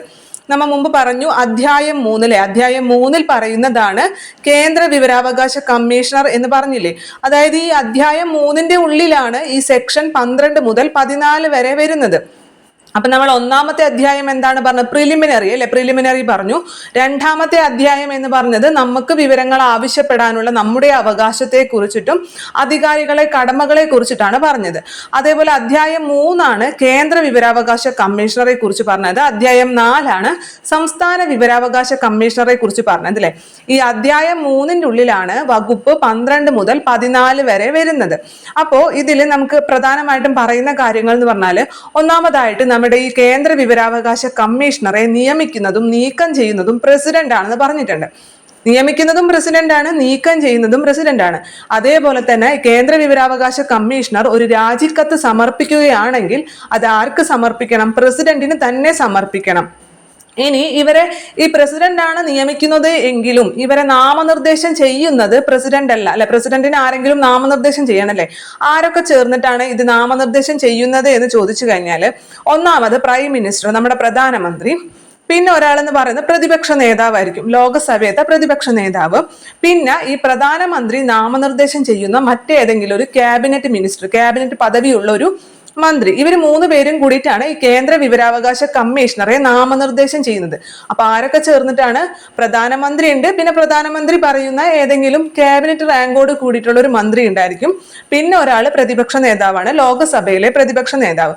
ഈ 3 അംഗങ്ങൾ അടങ്ങുന്ന സമിതിയാണ് കേന്ദ്ര വിവരാവകാശ കമ്മീഷണറെ നാമനിർദ്ദേശം ചെയ്യുന്നത്. ആ നാമനിർദ്ദേശം ചെയ്തതിനനുസരിച്ച് ആര് നിയമിക്കും? നമ്മുടെ പ്രസിഡന്റ് നിയമിക്കും. അപ്പോൾ ഇതില് മാറ്റം വന്നൊരു വകുപ്പുണ്ട്, വകുപ്പ് 13 എന്ന് പറഞ്ഞത് മാറ്റം വന്നാണ്. അതെന്താന്ന് വെച്ചാല് കാലാവധിനെ കുറിച്ചാണ് പറയുന്നത്. നമ്മൾ പറഞ്ഞപ്പോൾ അത് പറഞ്ഞിട്ടുണ്ടായിരുന്നില്ല. അതായത് ഇപ്പൊ നമ്മൾ 2005 വിവരാവകാശ നിയമം, അല്ലെ, അത് എന്ന് അമെൻഡ് ചെയ്തിട്ടുണ്ട്? 2019 അമെൻഡ് ചെയ്തിട്ടുണ്ട്. ഈ 2019 എന്ന് പറഞ്ഞ വർഷം ഒരുപാട് നിയമങ്ങൾ അമെൻഡ് ചെയ്ത വർഷമാണ്. ഇപ്പൊ തന്നെ നമ്മൾ പറഞ്ഞു വിവരാവകാശ നിയമം അമെൻഡ് ചെയ്തു എന്ന് പറഞ്ഞു, അല്ലെ? അതേപോലെ തന്നെ 2019 മനുഷ്യാവകാശ നിയമം ഭേദഗതി ചെയ്തിട്ടുണ്ട്. അതേപോലെ തന്നെ ഉപഭോക്തൃ സംരക്ഷണ നിയമം ഭേദഗതി ചെയ്തിട്ടുണ്ട്. അതേപോലെ തന്നെ പൗരത്വ ഭേദഗതി നിയമം നിലയിൽ വന്നിട്ടുണ്ട്, അല്ലെ? അപ്പൊ ഇങ്ങനെ നമ്മുടെ പൗരത്വ നിയമത്തിലും ഭേദഗതി വരുത്തിയിട്ടുണ്ട്. ഒരുപാട് ഭേദഗതികൾ കൊണ്ടുവന്ന ഒരു വർഷമായിരുന്നു 2019 എന്ന് പറയുന്നത്. ഒരുപാട് നിയമങ്ങൾ കൊണ്ടുവന്നിട്ടുണ്ട്. അപ്പൊ അതില് നമ്മുടെ ഇപ്പൊ പറഞ്ഞത് വിവരാവകാശ നിയമം ഭേദഗതി 2019 ചെയ്തിട്ടുണ്ട്. അതോടൊപ്പം തന്നെ നിങ്ങൾ പഠിച്ചു വെക്കുക, മനുഷ്യാവകാശ നിയമവും മനുഷ്യാവകാശ സംരക്ഷണ നിയമവും 2019 ഭേദഗതി ചെയ്തിട്ടുണ്ട്. ഉപഭോക്തൃ സംരക്ഷണ നിയമവും 2019 ഭേദഗതി ചെയ്തിട്ടുണ്ട്. പൗര സംരക്ഷണ നിയമവും 2019, പൗരത്വ നിയമവും 2019 ഭേദഗതി ചെയ്തിട്ടുണ്ടെന്ന് ഇതോടൊപ്പം തന്നെ ഓർത്തു വെക്കുക. അപ്പൊ ഈ 2019 വിവരാവകാശ നിയമം ഭേദഗതി ചെയ്തപ്പോൾ കൊണ്ടുവന്ന ഏറ്റവും പ്രധാനപ്പെട്ട കാര്യം എന്ന് പറയുന്നത് ഒന്ന് കാലാവധി തന്നെയാണ്. അതുവരെ നമ്മുടെ ഈ വിവരാവകാശ കമ്മീഷനുടെ കാലാവധി എന്ന് പറയുന്നത് 5 വർഷം അല്ലെങ്കിൽ 65 വയസ്സായിരുന്നു. 5 വർഷം അല്ലെങ്കിൽ 65 വയസ്സായിരുന്നു കാലാവധി. അത് മാറ്റിയിട്ട് ഇപ്പോൾ അത് 3 വർഷമാണ്. പക്ഷെ ഇപ്പോൾ 3 വർഷമാണെന്ന് പറഞ്ഞിട്ട് കാര്യമില്ല. ഭേദഗതി എന്താണെന്ന് വെച്ച് കഴിഞ്ഞാൽ അത് കേന്ദ്ര സർക്കാരിന് തീരുമാനിക്കാം എന്നാണ്. കൃത്യമായിട്ട് കാലാവധി പറഞ്ഞിട്ടില്ല. മുമ്പത്തെ നിയമത്തിൽ 2005 നിയമത്തിൽ 5 വർഷം അല്ലെങ്കിൽ 65 വയസ്സ് എന്ന് പറഞ്ഞിരുന്നു. ഇപ്പോഴത്തെ നിയമത്തിൽ അത് കേന്ദ്ര സർക്കാരിന് തീരുമാനിക്കാം എന്നാണ് നൽകിയിട്ടുള്ളത്.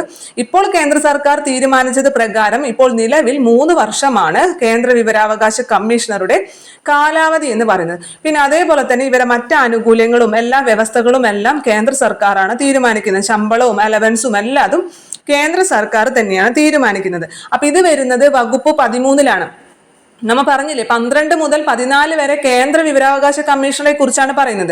അതിൽ ഈ 13ാമത്തെ വകുപ്പിലാണ് ഈ കാലാവധിനെ കുറിച്ച് പറയുന്നത്. അപ്പൊ അതുകൊണ്ട് തന്നെ 2019 നിയമം ഭേദഗതി വരുത്തിയ വകുപ്പുകൾ ഏതെന്നൊക്കെ ചോദിച്ചു കഴിഞ്ഞാൽ ഒന്ന് 13ാമത്തെ വകുപ്പാണ്. 1ാമത്തെ വകുപ്പ് 13 നമ്മൾ പറഞ്ഞു. അതെന്താണ്? ഈ കാലാവധിനെ കുറിച്ചാണ് പറഞ്ഞത്. കേന്ദ്ര വിവരാവകാശ കമ്മീഷനുടെ കാലാവധിനെ കുറിച്ചിട്ടാണ്. ഇതേപോലെ തന്നെ നെക്സ്റ്റ് വരുന്നുണ്ട് സംസ്ഥാന വിവരാവകാശ കമ്മീഷനുടെ കാലാവധി. അത് വരുന്നത് സെക്ഷൻ 16 വകുപ്പ് 16 വരുന്നത്. അപ്പൊ അതും മാറ്റം വരുത്തിയിട്ടുണ്ട്. പിന്നൊന്ന് 27 അതായത് 27ാമത്തെ വകുപ്പ് എന്ന് പറയുന്നത് അമെൻമെന്റിനെ തന്നെയാണ് പറയുന്നത്. അമെൻമെന്റുകളെ കുറിച്ചാണ് പറയുന്നത്. അതായത് നമ്മൾ ഇത് ഭരണഘടനാ വിധേയമായിട്ട് വന്നിട്ടുള്ള ഒരു ബോഡി അല്ല, അല്ലെ? ഇതൊരു സ്റ്റാറ്റ്യൂട്ടറി ബോഡിയാണ്, അല്ലെ? വിവരാവകാശ കമ്മീഷൻ എന്ന് പറയുന്നത് ഒരു സ്റ്റാറ്റ്യൂട്ടറി ബോഡിയാണ്. ഭരണഘടനയിൽ നമ്മുടെ ഇങ്ങനെ ഒരു വിവരാവകാശ കമ്മീഷനെ കുറിച്ച് പറഞ്ഞിട്ടില്ല. അപ്പൊ അതുകൊണ്ട് തന്നെ നമുക്ക് ഭരണഘടനാ ഭേദഗതിയിൽ കൂടി ഈ നിയമത്തിൽ മാറ്റം വരുത്താൻ സാധിക്കില്ല. പകരം എന്താണ്? ഈ നിയമത്തിൽ തന്നെ ഇതിന്റെ ഭേദഗതികളെ കുറിച്ച് പറഞ്ഞിട്ടുണ്ട്. അത് സെക്ഷൻ അല്ലെങ്കിൽ വകുപ്പ് 27 അതും കൂടി ഇവിടെ ഭേദഗതി വരുത്തിയിട്ടുണ്ട്. അപ്പൊ ഏതൊക്കെ വകുപ്പുകളാണ് നമ്മുടെ ഈ 2019 ഇത് വിവരാവകാശ ഭേദഗതി നിയമം മാറ്റം വരുത്തിയത് എന്ന് ചോദിച്ചു കഴിഞ്ഞാൽ ഒന്ന് 13, പിന്നൊന്ന് 16, പിന്നൊന്ന് 27. 13, 16, 27. പക്ഷെ നമ്മളുടെ PSC ബുള്ളറ്റിനിൽ അത് തെറ്റാണ് തന്നിരിക്കുന്നത്. അതിൽ 13, 26, 27 തന്നിരിക്കുന്നത്. 13, 26 അല്ല, 13ഉം 16ഉമാണ്. അത് ചിലപ്പോൾ എന്തെങ്കിലും മിസ്റ്റേക്ക് ആയിരിക്കാം. 13ഉം 16 ഞാനത് നോക്കി കൺഫേം ചെയ്തതാണ്. 13ഉം 16 13ഉം 26 അല്ല. അപ്പൊ ഏതൊക്കെ സെക്ഷൻസ് ആണ് മാറ്റം വരുത്തിയിരിക്കുന്നത്? 13, പിന്നെ 1 16, പിന്നെ 1 27. ഈ 3 സെക്ഷൻസിലാണ് നമ്മുടെ 2019 ഭേദഗതി നിയമം മാറ്റം വരുത്തിയിട്ടുള്ളത്. അപ്പൊ നമ്മൾ ഈ ഭേദഗതി നിയമം എന്ന് പാസ്സാക്കി, എന്ന് ലോക്സഭ പാസ്സാക്കി, എന്ന് രാജ്യസഭ പാസ്സാക്കി, എന്ന് പ്രസിഡന്റ് ഒപ്പുവെച്ചു എന്ന് നിർബന്ധമായും പഠിച്ചിരിക്കണം. അപ്പൊ ഇത് 2019 ഇപ്പൊ തന്നെ പഠിച്ചില്ലേ? ഇനി ഇതിന്റെ ഡേറ്റ്, ഫസ്റ്റ് നമ്മുടെ ലോകസഭയിൽ അവതരിപ്പിച്ച ഡേറ്റ് അത് പഠിക്കേണ്ട ആവശ്യമില്ല, പക്ഷെ നമുക്ക് പഠിക്കാൻ എളുപ്പത്തിന് വേണ്ടി ഞാൻ പറയാണ്. 2019 ജൂലൈ 19 ഇത് ലോകസഭയിൽ അവതരിപ്പിക്കുന്നത്. പിന്നെ എല്ലാതും ഇതിന്റെ കൂടെ 3 കൂട്ടിയാൽ മതി. അതായത് ജൂലൈ 19 2019 ജൂലൈ 19 അല്ലെ, അതിനാണ് ലോകസഭയിൽ ഇത് അവതരിപ്പിച്ചത്. ഇനി അതിന്റെ കൂടെ 3 കൂട്ടാം. 3 കൂട്ടുമ്പോൾ നമുക്ക് 22 കിട്ടിയില്ലേ? അതിനാണ് ലോകസഭ പാസ്സാക്കിയത്. അത് 2019 ജൂലൈ 22 ലോകസഭ പാസ്സാക്കിയത്. ഇനി രാജ്യസഭ പാസ്സാക്കിയത് വീണ്ടും 3 കൂട്ടാം. അപ്പൊ 2019 ജൂലൈ 25 അത് രാജ്യസഭ പാസ്സാക്കിയത്. ഇനി പ്രസിഡന്റ് ഒപ്പുവെച്ചതിന് 3 കൂട്ടിയാൽ പോരാ. 2019 ഓഗസ്റ്റ് 1 പ്രസിഡന്റ് ഒപ്പുവെക്കുന്നത്. അപ്പൊ നാം പഠിക്കാൻ എളുപ്പത്തിനാണ് 2019 ജൂലൈ 19 എന്ന് പറഞ്ഞത്. 19 അല്ലേ? അപ്പൊ അതിലാണ് നമ്മുടെ ഇവിടെ ലോകസഭയിൽ അവതരിപ്പിച്ചത്.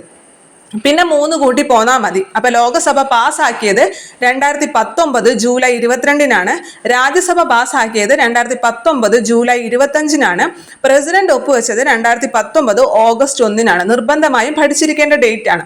അപ്പൊ നമ്മൾ എന്തൊക്കെയാണ് പറഞ്ഞത്? ഇപ്പൊ നമ്മൾ എത്തിയത് സെക്ഷൻ 12 മുതൽ 14 വരെ അല്ലെ, വകുപ്പ് 12 മുതൽ 14 വരെ കേന്ദ്ര വിവരാവകാശ കമ്മീഷണറെ കുറിച്ചാണ് പറഞ്ഞിട്ടുള്ളത്. അത് കഴിഞ്ഞിട്ട് പിന്നെ 15 മുതൽ 17 വരെ പറഞ്ഞിരിക്കുന്നത് സംസ്ഥാന വിവരാവകാശ കമ്മീഷണറെ കുറിച്ചാണ് പറഞ്ഞിരിക്കുന്നത്. അപ്പൊ ഇതിലും ആദ്യം തന്നെ നിയമനം പറഞ്ഞിരിക്കുന്നു. അവിടെ നമ്മുടെ പ്രസിഡന്റ് ആണ് നിയമിക്കുന്നത്, പ്രസിഡന്റ് ആണ് നീക്കം ചെയ്യുന്നത്. രാജിക്കത്ത് സമർപ്പിക്കുകയാണെങ്കിലും പ്രസിഡന്റിനാണ് അല്ലെ. പക്ഷെ ഇവിടെ എല്ലാതും ഗവർണറാണ്. നമ്മുടെ നിയമിക്കുന്നതും ഗവർണറാണ്, നീക്കം ചെയ്യുന്നതും ഗവർണറാണ്, രാജിക്കത്ത് സമർപ്പിക്കുന്നതും ഗവർണർക്കാണ്. സംസ്ഥാന വിവരാവകാശ കമ്മീഷണറെ നിയമിക്കുന്നതും ഗവർണറാണ്, നീക്കം ചെയ്യുന്നതും ഗവർണറാണ്, രാജിക്കത്ത് സമർപ്പിക്കേണ്ടതും ഗവർണർക്കാണ്. പിന്നെ അതിന്റെ തൊട്ടടുത്ത് വരുന്ന 16ാമത്തെ വകുപ്പിലാണ് അമെൻമെന്റ് വരുത്തിയത്.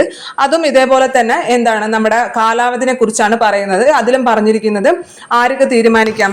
കേന്ദ്ര സർക്കാർ തന്നെയായിരിക്കും. സംസ്ഥാന വിവരാവകാശ കമ്മീഷണറെയും കാലാവധിയും അലവൻസും എല്ലാ കാര്യങ്ങളും തീരുമാനിക്കുന്നത് കേന്ദ്ര സർക്കാർ തന്നെയായിരിക്കും. പിന്നെ അതേപോലെ തന്നെ വയസ്സെന്ന് പറഞ്ഞാൽ 65 വയസ്സ് തന്നെയാണ് പറഞ്ഞിട്ടുള്ളത്. അപ്പൊ ഈ കാര്യങ്ങൾ മറ്റേ നമ്മൾ മുമ്പ് എവിടെയാണ് സെക്ഷൻ 13 പറഞ്ഞു അല്ലെ, 13 പറഞ്ഞു കേന്ദ്ര വിവരാവകാശ കമ്മീഷണറെ കാലാവധി തീരുമാനിക്കുന്നത് കേന്ദ്ര സർക്കാർ ആയിരിക്കും. അതേപോലെ തന്നെ സംസ്ഥാന വിവരാവകാശ കമ്മീഷണറെ കാലാവധി തീരുമാനിക്കാനുള്ള അവകാശവും ആർക്ക് തന്നെയാക്കി മാറ്റി? കേന്ദ്ര സർക്കാരിനെ തന്നെയാക്കി മാറ്റി. അതാണ് അവിടുത്തെ അമെൻമെന്റ് എന്ന് പറയുന്നത്. പിന്നെ അതേപോലെ തന്നെ ഇവിടെ ഈ നമ്മുടെ നാമനിർദ്ദേശം ചെയ്യും അല്ലെ, നമ്മുടെ ഗവർണറാണ് നിയമിക്കുന്നത് എങ്കിലും നാമനിർദ്ദേശം ചെയ്യുന്നത് ആരാണ്? നമ്മുടെ മുഖ്യമന്ത്രിയും അതേപോലെ തന്നെ പ്രതിപക്ഷ നേതാവും പിന്നെ മുഖ്യമന്ത്രി പറയുന്ന മറ്റേതെങ്കിലും ഒരു മന്ത്രിയും. ഇങ്ങനത്തെ 3 അംഗങ്ങൾ, നേരത്തെ 3 അംഗങ്ങൾ തന്നെയായിരുന്നു അല്ലെ. നേരത്തെ ആരൊക്കെയായിരുന്നു? പ്രധാനമന്ത്രി, പിന്നെ പ്രതിപക്ഷ നേതാവ്, ലോകസഭയിലെ പ്രതിപക്ഷ നേതാവും പ്രൈം മിനിസ്റ്റർ നാമനിർദ്ദേശം പറയുന്ന അല്ലെ തെരഞ്ഞെടുക്കുന്ന ഏതെങ്കിലും ഒരു ക്യാബിനറ്റ് പദവിയുള്ള ഒരു മന്ത്രി. അവർ 3 പേരും കൂടിയിട്ടാണ് കേന്ദ്ര വിവരാവകാശ കമ്മീഷണറെ സെലക്ട് ചെയ്യുന്നത്. അതേപോലെ തന്നെ ഇവിടെ നമ്മുടെ മുഖ്യമന്ത്രി, പിന്നെ പ്രതിപക്ഷ നേതാവ്, മുഖ്യമന്ത്രി നിർദ്ദേശിക്കുന്ന മറ്റേതെങ്കിലും ഒരു മന്ത്രി, ഇവർ 3 പേരും കൂടി ചേർന്നിട്ട് തന്നെയാണ് സംസ്ഥാന വിവരാവകാശ കമ്മീഷണറെയും നിയമിക്കുന്നത്. അപ്പൊ ഇത്രയും കാര്യങ്ങളാണ് നമുക്ക് അവിടെ പഠിക്കാനുള്ളത്. നമ്മൾ എന്താണ് പറഞ്ഞത്? 12 മുതൽ 14 വരെ പറയുന്നത് സെക്ഷൻ വകുപ്പ് 12 മുതൽ 14 വരെ കേന്ദ്ര വിവരാവകാശ കമ്മീഷണറെ കുറിച്ചും, അത് കഴിഞ്ഞ് 15 മുതൽ 17 വരെ പറയുന്നത് സംസ്ഥാന വിവരാവകാശ കമ്മീഷണറെ കുറിച്ചാണ്. അത് കഴിഞ്ഞിട്ട് പിന്നെ നമുക്ക് പഠിക്കാനുള്ള ആർട്ടിക്കിൾ അല്ലെങ്കിൽ വകുപ്പ് എന്ന് പറയുന്ന ആർട്ടിക്കിൾ അല്ല, വകുപ്പ് എന്ന് പറയുന്നത് അല്ലെങ്കിൽ സെക്ഷൻ എന്ന് പറയുന്നത് 19 വകുപ്പ് 19. ഈ വകുപ്പ് 19 പറയുന്നത് അപ്പീലിനെ കുറിച്ചാണ് പറയുന്നത്. അപ്പീലിനെ കുറിച്ചിട്ട്, അതായത് നമുക്ക് ഒരു തീർപ്പ് കൽപ്പിച്ചു, അതിൽ നമ്മൾ സാറ്റിസ്ഫൈഡ് അല്ല, നമുക്ക് ഓക്കെ അല്ല എന്നുണ്ടെങ്കിൽ നമുക്ക് വീണ്ടും അപ്പീലിന് പോകാം അല്ലെ. അപ്പൊ അതിനെ കുറിച്ചാണ് പറയുന്നത്. അതിൽ 1ാമത്തെ അപ്പീൽ എന്ന് പറഞ്ഞത് നമുക്ക് മറുപടി ലഭിച്ചു കഴിഞ്ഞിട്ട് 30 ദിവസത്തിനുള്ളിൽ നമ്മൾ അപ്പീൽ പോകണം. നമുക്ക് മറുപടി ലഭിച്ചു, നമുക്ക് വിവരാവകാശ നിയമപ്രകാരം അവർ നമുക്ക് മറുപടി തന്നു. ഇപ്പൊ നമ്മൾ PSCയിൽ ഏതെങ്കിലും ഒരു പോസ്റ്റിലുള്ള വേക്കൻസികളെ കുറിച്ചാണ് നമ്മൾ ചോദിച്ചിരിക്കുന്നത്. അവർക്ക് നമുക്ക് കൃത്യമായിട്ടുള്ള മറുപടി തന്നില്ല എന്നുണ്ടെങ്കിൽ നമുക്ക് വീണ്ടും അപ്പീലിന് പോകാം. അതെങ്ങനെയാണ് 30 ദിവസത്തിനുള്ളിൽ വേണം അപ്പീലിന് പോകാൻ വേണ്ടിയിട്ട്.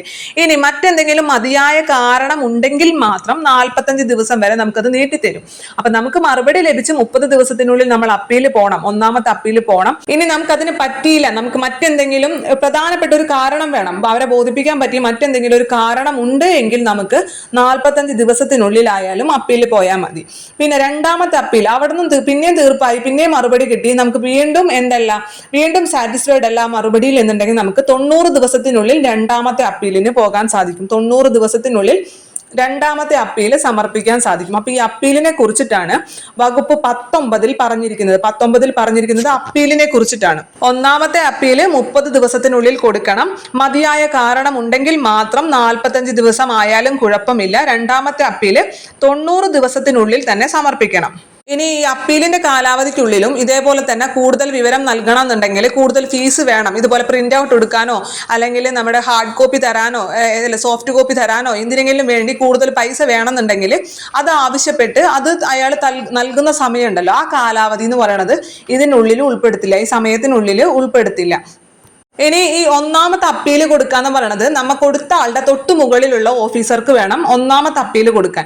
അയാളുടെ മറുപടി ലഭിച്ചിട്ടും നമുക്ക് ഓക്കെ ഇല്ലാന്നുണ്ടെങ്കിൽ രണ്ടാമത്തെ അപ്പീൽ കൊടുക്കേണ്ടത് ഒന്നില്ലെങ്കിൽ കേന്ദ്ര വിവരാവകാശ കമ്മീഷണർക്ക് അല്ലെങ്കിൽ സംസ്ഥാന വിവരാവകാശ കമ്മീഷണർക്ക് വേണം കൊടുക്കാൻ. ഇപ്പൊ നമ്മൾ രണ്ടാമത്തെ അപ്പീൽ കൊടുത്തത് ഫസ്റ്റ് അപ്പീൽ കൊടുത്തത് സംസ്ഥാന വിവരാവകാശ കമ്മീഷണറാണെന്ന് വിചാരിക്കുക. എന്നിട്ട് ആ മറുപടിയിൽ ഓക്കെ ഇല്ലാന്നുണ്ടെങ്കിൽ നമുക്ക് പിന്നെ കൊടുക്കേണ്ടത് കേന്ദ്ര വിവരാവകാശ കമ്മീഷണർക്കാണ് അല്ലെ. അപ്പൊ ഫസ്റ്റ് അപ്പീൽ കൊടുക്കേണ്ടത് നമ്മൾ കൊടുത്ത ഓഫീസർ ഉണ്ടല്ലോ അതിന് തൊട്ടു മുകളിലുള്ള ഉദ്യോഗസ്ഥന് വേണം എന്ത് കൊടുക്കാൻ, ഒന്നാമത്തെ അപ്പീൽ കൊടുക്കാൻ.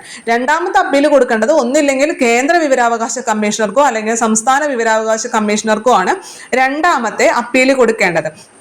പിന്നെ ഇതിൽ ശ്രദ്ധിക്കേണ്ട ഒരു കാര്യം, നമ്മൾക്ക് പറഞ്ഞൂലേ നമുക്ക് ഏതൊരു ഇന്ത്യൻ പൗരനും എന്ത് കാര്യം വേണമെങ്കിലും ആവശ്യപ്പെടാം.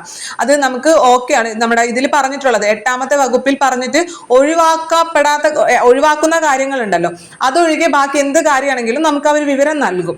പക്ഷെ 20 വർഷത്തിനുള്ളിലെ വിവരം മാത്രമേ നമ്മൾ ആവശ്യപ്പെടാൻ പാടുള്ളൂ. പണ്ടൊന്നും അങ്ങനെ ഉണ്ടായിരുന്നില്ല, നമുക്ക് ഏത് കാര്യം വേണമെങ്കിലും ആവശ്യപ്പെടായിരുന്നു. പക്ഷെ ഇപ്പോൾ 20 വർഷത്തിനുള്ളിലുള്ള കാര്യം മാത്രമേ നമുക്ക് ആവശ്യപ്പെടാൻ പറ്റുള്ളൂ. പിന്നെ അതേപോലെ തന്നെ ഇതിന്റെ അന്തിമ തീരുമാനം എന്ന് പറയുന്നത് എപ്പോഴും കേന്ദ്ര ഗവൺമെന്റിനായിരിക്കും. അന്തിമ തീരുമാനം എപ്പോഴും കേന്ദ്ര ഗവൺമെന്റിനായിരിക്കും. ഇനി വിവരാവകാശവുമായി ബന്ധപ്പെട്ട് എന്തെങ്കിലും കേസ് നൽകുകയാണെങ്കിൽ അത് നമ്മൾ ഹൈക്കോടതിയിൽ അല്ലെങ്കിൽ സുപ്രീം കോടതിയിൽ കൊടുക്കണം. അപ്പൊ എന്തൊക്കെ പറഞ്ഞു, നമ്മൾ 20 വർഷത്തിനുള്ളിലുള്ള വിവരങ്ങൾ മാത്രമേ നമ്മൾ ആവശ്യപ്പെടാൻ പാടുള്ളൂ. ഇനി ഈ കാര്യങ്ങളിൽ അന്തിമ തീരുമാനം കേന്ദ്ര ഗവൺമെന്റിനായിരിക്കും. ഇനി അതിൽ നമുക്ക് എന്തെങ്കിലും പ്രശ്നം ഉണ്ടെങ്കിൽ നമ്മൾ അതിന് കേസ് കൊടുക്കേണ്ടത് ഒന്നില്ലെങ്കിൽ ഹൈക്കോടതിയിൽ അല്ലെങ്കിൽ സുപ്രീം കോടതിയിൽ വേണം കേസ് കൊടുക്കാൻ വേണ്ടിയിട്ട്. പിന്നെ അത് കഴിഞ്ഞിട്ട് ഇപ്പൊ 19ാമത്തെ അപ്പീലിനെ കുറിച്ച് പറഞ്ഞില്ലേ, ഇനി 20ാമത്തെ വകുപ്പ് 20 പറയുന്നത് പിഴകളെ കുറിച്ചിട്ട്. ഇതും PSC സ്ഥിരം ചോദിക്കാറുള്ള. അപ്പൊ 20 എന്ന് പറയുമ്പോൾ പിഴ എന്ന് പറഞ്ഞു കഴിഞ്ഞാല് കൃത്യസമയത്ത് അയാൾ മറുപടി നൽകിയില്ല, 30 ദിവസത്തിനുള്ളിൽ നാം പറഞ്ഞിട്ടുണ്ട് അല്ലെ.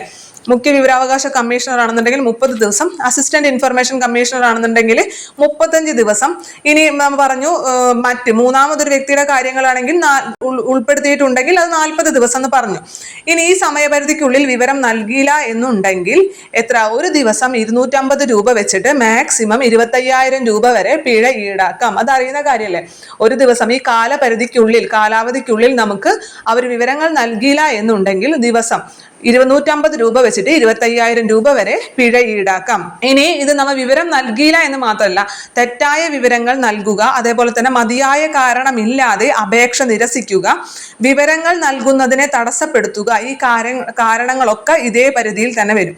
നമ്മൾ തെറ്റായ വിവരങ്ങൾ എന്തെങ്കിലും ശല്യം പോട്ടെ എന്ന് വിചാരിച്ചിട്ട് എന്തെങ്കിലും തെറ്റായ വിവരങ്ങൾ നൽകുക, ഇനി മതിയായ കാരണമില്ലാതെ അപേക്ഷ നിരസിക്കുക, സ്വീകരിക്കാതിരിക്കുക, അതുപോലെ തന്നെ വിവരങ്ങൾ നൽകുന്നതിനെ തടസ്സപ്പെടുത്തുക, ഈ 3 കാരണം ഇതേ പരിധിയിൽ തന്നെ വരും.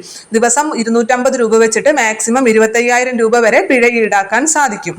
ഇനി ഇതിൽ പറയേണ്ട എക്സ്ട്രാ പോയിന്റുകൾ എന്ന് പറയുന്നത്, ഒന്നാമത്തത് നമ്മുടെ കേന്ദ്ര വിവരാവകാശ കമ്മീഷന്റെ ആസ്ഥാനം എന്നുള്ളത് അല്ലെ, ആസ്ഥാനം CIC ഭവനാണ്. ആഗസ്റ്റ് ക്രാന്തി ഭവനായിരുന്നു ആദ്യത്തേത്, ഇപ്പോൾ CIC ഭവനാണ് നിലവിലുള്ളത്. മുമ്പത്തേത് ആഗസ്റ്റ് ക്രാന്തി ഭവനായിരുന്നു, നിലവിലത്തത് CIC ഭവനാണ്. പിന്നെ ഏറ്റവും ആദ്യത്തെ മുഖ്യ വിവരാവകാശ കമ്മീഷണർ എന്ന് പറയുന്നത് വജാഹത്ത് ഹബീബുള്ളയാണ് അല്ലെ. കേന്ദ്ര മുഖ്യ വിവരാവകാശ കമ്മീഷണറായ ആദ്യത്തെ വ്യക്തി വജാഹത്ത് ഹബീബുള്ള, വിവരം വായാണ്, വജാഹത്ത് ഹബീബുള്ളയാണ്. ഇപ്പോഴത്തെ മുഖ്യ വിവരാവകാശ കമ്മീഷണർ ഹീരാലാൽ സമരിയാണ്. ഹീരാലാൽ സമരിയ. അപ്പോൾ കുറച്ചു മുമ്പ് യശ്വർദ്ധൻ കുമാർ ആയിരുന്നു അല്ലെ, അദ്ദേഹം മാറി ഇപ്പോൾ ആരാണ്? ഹീരാലാൽ സമരിയ ആണ്. അപ്പോൾ ഇപ്പോഴത്തെ ഇന്ത്യയുടെ മുഖ്യ വിവരാവകാശ കമ്മീഷണർ എന്ന് പറയുന്നത് ഹീരാലാൽ സമരിയ ആണ്. ഏറ്റവും ആദ്യത്തെ മുഖ്യ വിവരാവകാശ കമ്മീഷണർ എന്ന് പറയുന്നത് വജാഹത് ഹബീബുള്ളയുമാണ്. ഇനി കേന്ദ്ര മുഖ്യ വിവരാവകാശ കമ്മീഷണറായ ആദ്യത്തെ വനിത എന്ന് പറയുന്നത് ദീപക് സന്ധു ആണ്. മുഖ്യ വിവരാവകാശ കമ്മീഷണറായ കേന്ദ്ര മുഖ്യ വിവരാവകാശ കമ്മീഷണറായ ആദ്യത്തെ വനിത എന്ന് പറയുന്നത് ദീപക് സന്ധു ആണെന്ന് ഓർത്തിരിക്കുക. പിന്നെ അതേപോലെ തന്നെ ഇൻഫർമേഷൻ കമ്മീഷണർ പുനർനിയമനത്തിന് അർഹരല്ല. നമുക്ക് വേണമെന്നുണ്ടെങ്കിൽ ഇപ്പൊ സാധാരണ നമ്മുടെ വിവരാവകാശ കമ്മീഷണറെ മുഖ്യ വിവരാവകാശ കമ്മീഷണറായിട്ട് നിയമിക്കാം. അതല്ലാതെ അതേ പോസ്റ്റിൽ തന്നെ വീണ്ടും നിയമിക്കാൻ സാധ്യമല്ല, പുനർനിയമനത്തിന് അർഹമല്ല എന്ന് ഓർത്തിരിക്കണം. ഇപ്പൊ നമ്മൾ പറഞ്ഞത് കേന്ദ്ര വിവരാവകാശ കമ്മീഷണറെ കുറിച്ചിട്ടാണ്. ഏറ്റവും ആദ്യത്തെ കേന്ദ്ര വിവരാവകാശ കമ്മീഷണർ എന്ന് പറയുന്നത് വജാഹത് ഹബീബുള്ളയാണ്. അതേപോലെ ഇപ്പോഴത്തെ കേന്ദ്ര വിവരാവകാശ കമ്മീഷണർ എന്ന് പറയുന്നത് ഹീരാലാൽ സമരിയയാണ്. ഇനി വനിത മുഖ്യ വിവരാവകാശ കമ്മീഷണറായ വനിത എന്ന് പറയുന്നത് ദീപക് സന്ധു ആണ്. ഇനി ഇത് തന്നെ നമ്മൾ സംസ്ഥാനത്തിന്റെ കേരളത്തിന്റെ കേസ് നോക്കുകയാണെങ്കിൽ കേരളത്തിലെ ആദ്യത്തെ മുഖ്യ വിവരാവകാശ കമ്മീഷണർ ആരായിരുന്നു? പാലാട്ട് മോഹൻദാസ് ആണ് അല്ലെ. പാലാട്ട് മോഹൻദാസ് ആണ് കേരളത്തിലെ ഏറ്റവും ആദ്യത്തെ മുഖ്യ വിവരാവകാശ കമ്മീഷണർ എന്ന് പറയുന്നത്. ഇനി ഇപ്പോഴത്തെ ആണെങ്കിലോ, ഇപ്പോഴത്തെ ഹരി നായർ ആണ്. അപ്പൊ അദ്ദേഹം ഇപ്പൊ അടുത്താണ് മാറിയത്, വിശ്വാസ് മേത്തയായിരുന്നു. വിശ്വാസ് മേത്ത മാറിയിട്ട് ഇപ്പോൾ വി ഹരിനായർ ആണ് കേരളത്തിന്റെ മുഖ്യ വിവരാവകാശ കമ്മീഷണർ എന്ന് പറയുന്നത്. അടുത്തത് നമുക്ക് ഈ വിവരാവകാശ നിയമവുമായി ബന്ധപ്പെട്ട് വന്നിട്ടുള്ള സുപ്രധാന വിധികളെ കുറിച്ചൊന്ന് നോക്കാനുണ്ട്. അപ്പൊ നിങ്ങൾക്ക് ഇപ്പോൾ തന്നെ ബോറടിച്ചിട്ടുണ്ടാവും എനിക്കറിയാം. പക്ഷെ നിങ്ങൾ പേടിക്കേണ്ട, നിങ്ങൾ ഈ ക്ലാസ് ഈ അവസാനം വരെ കേട്ടവരെല്ലാവരും ജോലി കിട്ടാനുള്ളവരാണ്. കാരണം ക്ഷമയോടുകൂടി ഇത്ര ഒരു ടോപ്പിക്കല്ലേ, വിവരാവകാശം എന്ന് പറഞ്ഞ ഒരു ടോപ്പിക് ഇത്ര സമയം നിങ്ങൾ കേട്ടിരുന്നു എങ്കിൽ നിങ്ങൾക്ക് തീർച്ചയായും ജോലി കിട്ടും. നിങ്ങൾ അതിനുവേണ്ടി കഠിനമായി പരിശ്രമിക്കുന്നവരാണ് എന്ന് എനിക്ക് അത്രയും തീർച്ചയാണ്. അപ്പൊ നമുക്ക് ഈ ഭാഗം കൂടി കഴിഞ്ഞാൽ നേരിട്ട് PSC ബുള്ളറ്റിലുള്ള ക്വസ്റ്റ്യൻസിലേക്ക് കടക്കാം. ഈ സുപ്രധാന വിധികൾ എന്ന് പറഞ്ഞത് 2 2019 വിധികളുണ്ട്. അത് രണ്ടും ആദ്യം പറയാം. ഒന്നാമത് സുപ്രീം കോടതി ചീഫ് ജസ്റ്റിസിന്റെ ഓഫീസും വിവരാവകാശത്തിന്റെ പരിധിയിൽ വരും എന്നുള്ള പ്രഖ്യാപനം ഉണ്ടായത് അല്ലെങ്കിൽ പരിധിയിൽ വന്നത് 2019 നവംബർ 13-നാണ്. 2019 നവംബർ 13-നാണ് സുപ്രീം കോടതിയുടെ ചീഫ് ജസ്റ്റിസിന്റെ ഓഫീസും വിവരാവകാശ നിയമത്തിന്റെ പരിധിയിൽ വന്നത്. അതേപോലെ തന്നെ സർവകലാശാലയിൽ നിന്നും മൂല്യനിർണയം നടത്തിയ ഉത്തരക്കടലാസിന് വിദ്യാർത്ഥികൾക്ക് അവകാശമുണ്ട് എന്നുള്ള കാര്യം വന്നതും 2019 തന്നെയാണ്. 2019 ഒക്ടോബർ 14-നാണ്. അപ്പൊ ഈ രണ്ട് സംഭവം 2019 തന്നെയാണ്. ഒന്ന് ഒക്ടോബറിലും ഒന്ന് നവംബറിലാണ് അല്ലെ. ഒന്ന് ഒക്ടോബറിലും പിന്നെ ഒന്ന് നവംബറിലാണ്. അതേപോലെ തന്നെ ഒന്ന് 14-ാം തീയതി, നെക്സ്റ്റ് 13-ാം തീയതി അല്ലെ. എല്ലാം അടുത്തടുത്ത് തന്നെയാണ്. 2019 ഒക്ടോബറിൽ, പിന്നത്തത് നവംബറിൽ, അതേപോലെ 14-ാം തീയതി 13-ാം തീയതി അല്ലെ. അപ്പൊ എന്താണ് 2019 ഒക്ടോബർ 14-ലെ കാര്യം എന്താണ് പറഞ്ഞത്? സർവകലാശാലകളിൽ മൂല്യനിർണയം നടത്തിയ ഉത്തരക്കടലാസിന് വിദ്യാർത്ഥികൾക്ക് അവകാശമുണ്ട്. നമുക്കറിയുന്നതാണ് ഈ സർവകലാശാലകളിലൊക്കെ അവരെങ്ങനെയാണ് ആൻസർ പേപ്പർ നോക്കാന്നല്ലേ. നമുക്ക് പലപ്പോഴും തോന്നിയ മാർക്കാണ് വരാം. നമ്മൾ ചിലപ്പോൾ റീവാലുവേഷൻ ഒക്കെ കൊടുക്കുമ്പോഴായിരിക്കും നമുക്ക് കൃത്യമായിട്ടുള്ള മാർക്ക് കിട്ടുക. അപ്പൊ അതുകൊണ്ട് തന്നെ ഉത്തരക്കടലാസുകൾക്ക് വിദ്യാർത്ഥികൾക്ക് അവകാശമുണ്ട് എന്നുള്ളത് വന്നത് എന്നാണ് 2019 ഒക്ടോബർ 14-നാണ്. അതേപോലെ സുപ്രീം കോടതി ചീഫ് ജസ്റ്റിസിന്റെ ഓഫീസും വിവരാവകാശത്തിന്റെ പരിധിയിൽ വന്നത് 2019 തന്നെ നവംബർ 13-നാണ്. പിന്നെ അതേപോലെ തന്നെ ഒരു കാര്യം കൂടി ശ്രദ്ധിക്കേണ്ടത്, രാഷ്ട്രീയ പാർട്ടികൾക്ക് സംഭാവന നൽകുന്നവരുടെ പേരുകൾ, വിവരങ്ങൾ വെളിപ്പെടുത്തണം എന്ന് വന്നത് 2020-ലാണ്. 2020 ജനുവരി 9-നാണ്. ഇപ്പൊ ഈ ഇലക്ട്രൽ ബോണ്ടൊക്കെ വന്നിട്ട് ഒരുപാട് അല്ലേ, സുപ്രീം കോടതി അതിനെതിരെ ഇത് നമ്മുടെ മൗലികാവകാശങ്ങളുടെ ലംഘനമായിട്ട്, നമ്മുടെ ആർട്ടിക്കിൾ 19(1)യുടെ ലംഘനമായിട്ടാണ് ഈ ഇലക്ട്രൽ ബോണ്ടിനെ കുറിച്ച് പറഞ്ഞത് അല്ലെ. അതുകൊണ്ട് ഇപ്പൊ ഇലക്ട്രൽ ബോണ്ട് ഇല്ല. അപ്പൊ അങ്ങനത്തെ ഒരു സാഹചര്യമൊക്കെ നിലനിൽക്കുന്നത് കൊണ്ട് നിങ്ങൾ മനസ്സിലാക്കാം, ഈ ഇലക്ട്രൽ ബോണ്ട് എന്താണെന്നറിയാലോ, രാഷ്ട്രീയ പാർട്ടികൾക്ക് സംഭാവന കൊടുക്കാൻ വേണ്ടിയിട്ട് കേന്ദ്ര സർക്കാർ അതിനെ കൊണ്ടുവന്നാണ്. അതായത് SBIയിൽ നിന്നും നമുക്ക് ഇലക്ട്രൽ ബോണ്ടുകൾ സ്വീകരിക്കാൻ പറ്റും. എന്നിട്ട് അത് രാഷ്ട്രീയ പാർട്ടികൾക്ക് നൽകാൻ സാധിക്കും. അവരത് 15 ദിവസത്തിനുള്ളിൽ വീണ്ടും ക്യാഷ് ആയിട്ട് എടുക്കണം. ആ 15 ദിവസത്തിനുള്ളിൽ അവർ ക്യാഷ് ആയിട്ട് മാറിയില്ല എന്നുണ്ടെങ്കിൽ അത് പ്രൈം മിനിസ്റ്ററുടെ റിലീഫ് ഫണ്ടിലേക്ക് പോകും അല്ലെ. ഇതാണ് ഇലക്ട്രൽ ബോണ്ട് എന്ന് പറയുന്നത്. അപ്പൊ ഈ സംഭാവന, നമ്മുടെ രാഷ്ട്രീയ പാർട്ടികൾക്ക് സംഭാവന കൊടുക്കാൻ വേണ്ടിയിട്ടാണ് ഇലക്ട്രൽ ബോണ്ട് വന്നത്. പക്ഷെ അതിന്റെ വിവരങ്ങളൊന്നും തന്നെ അവർ വെളിപ്പെടുത്തിയിരുന്നില്ല. അപ്പൊ അത് 19(1)യുടെ ലംഘനമാണെന്ന് പറഞ്ഞുകൊണ്ട് സുപ്രീം കോടതി വിധി വന്നു അല്ലെ. അപ്പൊ ആ സാഹചര്യത്തിൽ നിങ്ങൾ ഇതൊന്ന് ഓർത്തിരിക്കണം. രാഷ്ട്രീയ പാർട്ടികൾക്ക് സംഭാവന നൽകുന്നവരുടെ പേര് വിവരങ്ങൾ വെളിപ്പെടുത്തണം എന്ന് വന്നത് എന്നാണ് 2020 2020 ജനുവരി 9 ജനുവരി 9 രാഷ്ട്രീയ പാർട്ടികൾക്ക് സംഭാവന നൽകുന്നവരുടെ പേരുവിവരങ്ങൾ വെളിപ്പെടുത്തണം എന്നുള്ള പ്രഖ്യാപനം വന്നത് 2020 ജനുവരി 9 ഓർത്തിരിക്കുക.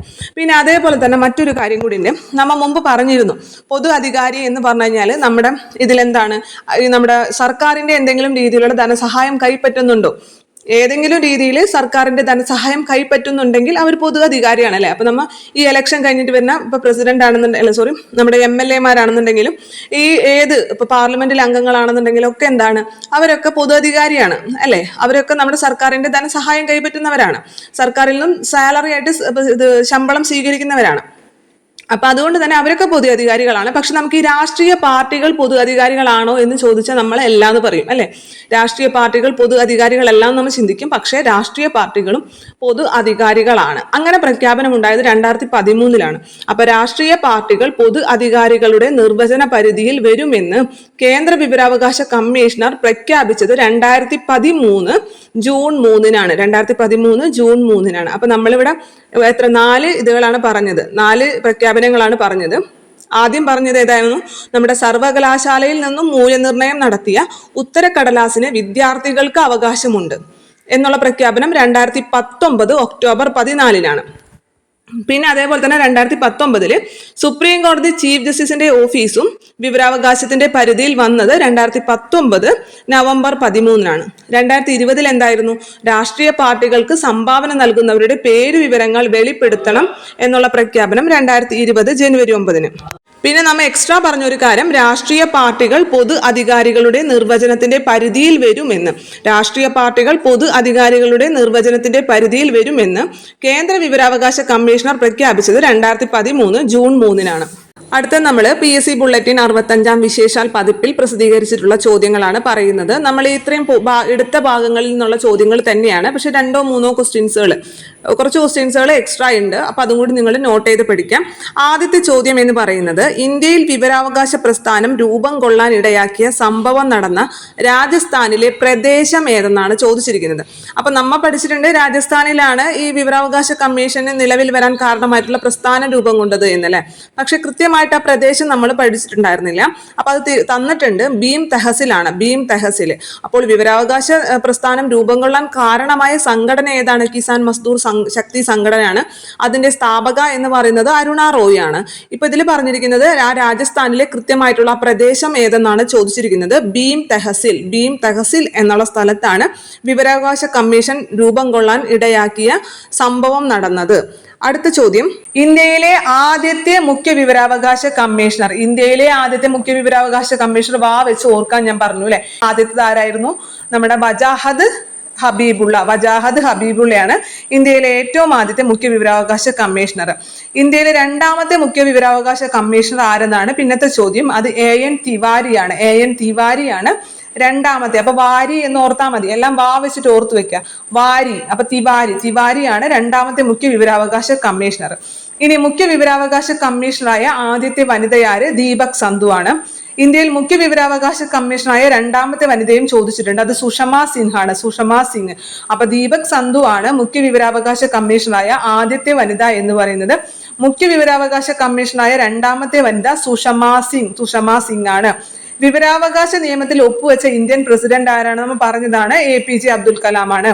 വിവരാവകാശ നിയമം പാസ്സാക്കുമ്പോൾ ഇന്ത്യൻ പ്രധാനമന്ത്രി ആരായിരുന്നു, മൻമോഹൻ സിംഗ് ആയിരുന്നു. കേന്ദ്ര വിവരാവകാശ കമ്മീഷന്റെ ആസ്ഥാന മന്ദിരത്തിന്റെ പേര് CIC ഭവൻ. കേന്ദ്ര വിവരാവകാശ കമ്മീഷന്റെ മുൻപത്തെ ആസ്ഥാനം ഓഗസ്റ്റ് ക്രാന്തി ഭവൻ. മുഖ്യ വിവരാവകാശ കമ്മീഷണറുടെയും വിവരാവകാശ കമ്മീഷണർമാരുടെയും ശമ്പളം, എലവൻസ്, മറ്റ് സേവന വ്യവസ്ഥകൾ എന്നിവ നിശ്ചയിക്കുന്നത് ആരാണ്, കേന്ദ്ര സർക്കാരാണ് അല്ലെ. അത് നമ്മൾ പറഞ്ഞ ചോദ്യമാണ്. കേന്ദ്ര സർക്കാരിന്റെ അധീനതയിലുള്ള സ്ഥാപനങ്ങളിലെ പബ്ലിക് ഇൻഫർമേഷൻ ഓഫീസറുടെ പേര്, കേന്ദ്ര സർക്കാരിന്റെ അധീനതയിലുള്ള സ്ഥാപനങ്ങളിലെ പബ്ലിക് ഇൻഫർമേഷൻ ഓഫീസറുടെ പേര് സെൻട്രൽ പബ്ലിക് ഇൻഫർമേഷൻ ഓഫീസർ ആണ്. ഞാൻ പറഞ്ഞില്ലേ, എല്ലാ ഓഫീസുകളിലും ആരുണ്ടായിരിക്കും, അവിടെ ഒരു ഇൻഫർമേഷൻ ഓഫീസർ ഉണ്ടായിരിക്കും. എല്ലാ സർക്കാർ സ്ഥാപനങ്ങളിലും ഒരു ഇൻഫർമേഷൻ ഓഫീസർ ഉണ്ടാവും. അതൊരു പ്രത്യേകമായിട്ടൊരു തസ്തികയല്ല അത്. ശരിക്കും അവിടെ ആ സ്ഥാപനത്തിലെ ഏറ്റവും മുതിർന്ന ഉദ്യോഗസ്ഥനായിരിക്കും മിക്കപ്പോഴും അവിടുത്തെ വിവരാവകാശ കമ്മീഷണറായിട്ട് വരുന്നത്. അപ്പൊ അതുകൊണ്ട് തന്നെ കേന്ദ്ര സർക്കാരിന് കീഴിലുള്ള ഓഫീസുകളിലെ ഉദ്യോഗസ്ഥൻ ആരായിരിക്കും, ആരായിരിക്കും? അത് കേന്ദ്ര വിവരാവകാശ കമ്മീഷണർ ആയിരിക്കും. മനസ്സിലായില്ലേ? സെൻട്രൽ പബ്ലിക് ഇൻഫർമേഷൻ ഓഫീസർ ആയിരിക്കും. മുഖ്യ വിവരാവകാശ കമ്മീഷണർ, ഇൻഫർമേഷൻ കമ്മീഷണർമാർ എന്നിവരെ നിയമിക്കുന്നതിനായി രാഷ്ട്രപതിക്ക് ശുപാർശ ചെയ്യുന്ന പ്രധാനമന്ത്രി തലവനായ സമിതിയിലെ മറ്റംഗങ്ങൾ ഏതൊക്കെയാണ്? നമ്മൾ പറഞ്ഞു 3 അംഗങ്ങൾ ചേർന്നിട്ടാണ് ആരെയാണ് ഈ കമ്മീഷണറായിട്ട്, മുഖ്യ വിവരാവകാശ കമ്മീഷണറായിട്ടും ബാക്കി കമ്മീഷണർമാരായിട്ട് നിയമിക്കേണ്ടത് എന്ന് തീരുമാനിക്കുന്ന 3 അംഗങ്ങൾ അടങ്ങുന്ന സമിതിയാണ്. അതിൽ ഒന്ന് പ്രധാനമന്ത്രിയാണ്. പിന്നെ മറ്റംഗങ്ങളൊക്കെ ആരൊക്കെയാണ്? ഒന്ന് ലോകസഭ പ്രതിപക്ഷ നേതാവും പിന്നെ പ്രധാനമന്ത്രി നാമനിർദ്ദേശം ചെയ്യപ്പെടുന്ന ഏതെങ്കിലും ഒരു ക്യാബിനറ്റ് മന്ത്രിയായിരിക്കും അല്ലെ. ഇനി രാഷ്ട്രീയ പാർട്ടികൾ പൊതു അധികാരികളുടെ നിർവചന പരിധിയിൽ വരുമെന്ന് കേന്ദ്ര വിവരാവകാശ കമ്മീഷൻ പ്രഖ്യാപിച്ചതെന്നാണ്. നമ്മൾ തന്നെ പറഞ്ഞ ചോദ്യമാണ്. എന്നാണ് രാഷ്ട്രീയ പാർട്ടികൾ പൊതു അധികാരികളുടെ നിർവചനത്തിന്റെ പരിധിയിൽ വരുമെന്ന് കേന്ദ്ര വിവരാവകാശ കമ്മീഷണർ പ്രഖ്യാപിച്ചത് 2013 ജൂൺ 3-നാണ്. കേന്ദ്ര മുഖ്യ വിവരാവകാശ കമ്മീഷണറും കമ്മീഷണർമാരും സത്യപ്രതിജ്ഞ ചെയ്യുന്നത് ആരുടെ മുന്നിലാണ്? ആരാണോ നിയമിക്കുന്നത് അയാളുടെ മുന്നിലായിരിക്കും സത്യപ്രതിജ്ഞ ചെയ്യുക അല്ലെ. അത് രാഷ്ട്രപതിയുടെ മുന്നിലാണ് സത്യപ്രതിജ്ഞ ചെയ്യുന്നത്. ദേശീയ വിവരാവകാശ കമ്മീഷന്റെ അധ്യക്ഷൻ ഏതു പേരിലാണ് അറിയപ്പെടുന്നത്? ദേശീയ വിവരാവകാശ കമ്മീഷന്റെ അധ്യക്ഷൻ മുഖ്യ വിവരാവകാശ കമ്മീഷണർ അഥവാ ചീഫ് അല്ലെ, ചീഫ് ഇൻഫർമേഷൻ കമ്മീഷണർ എന്നാണ്. ഇംഗ്ലീഷിലാവുമ്പോൾ ചീഫ് എന്ന് ചേർക്കും, മലയാളത്തിലാവുമ്പോൾ മുഖ്യ എന്ന് ചേർക്കും. അത്രേ ഉള്ളൂ. സുപ്രീം കോടതി ചീഫ് ജസ്റ്റിസിന്റെ ഓഫീസും വിവരാവകാശ നിയമത്തിന്റെ പരിധിയിലായത് എന്നു മുതലാണ്? 2019 നവംബർ 13 മുതലാണ്.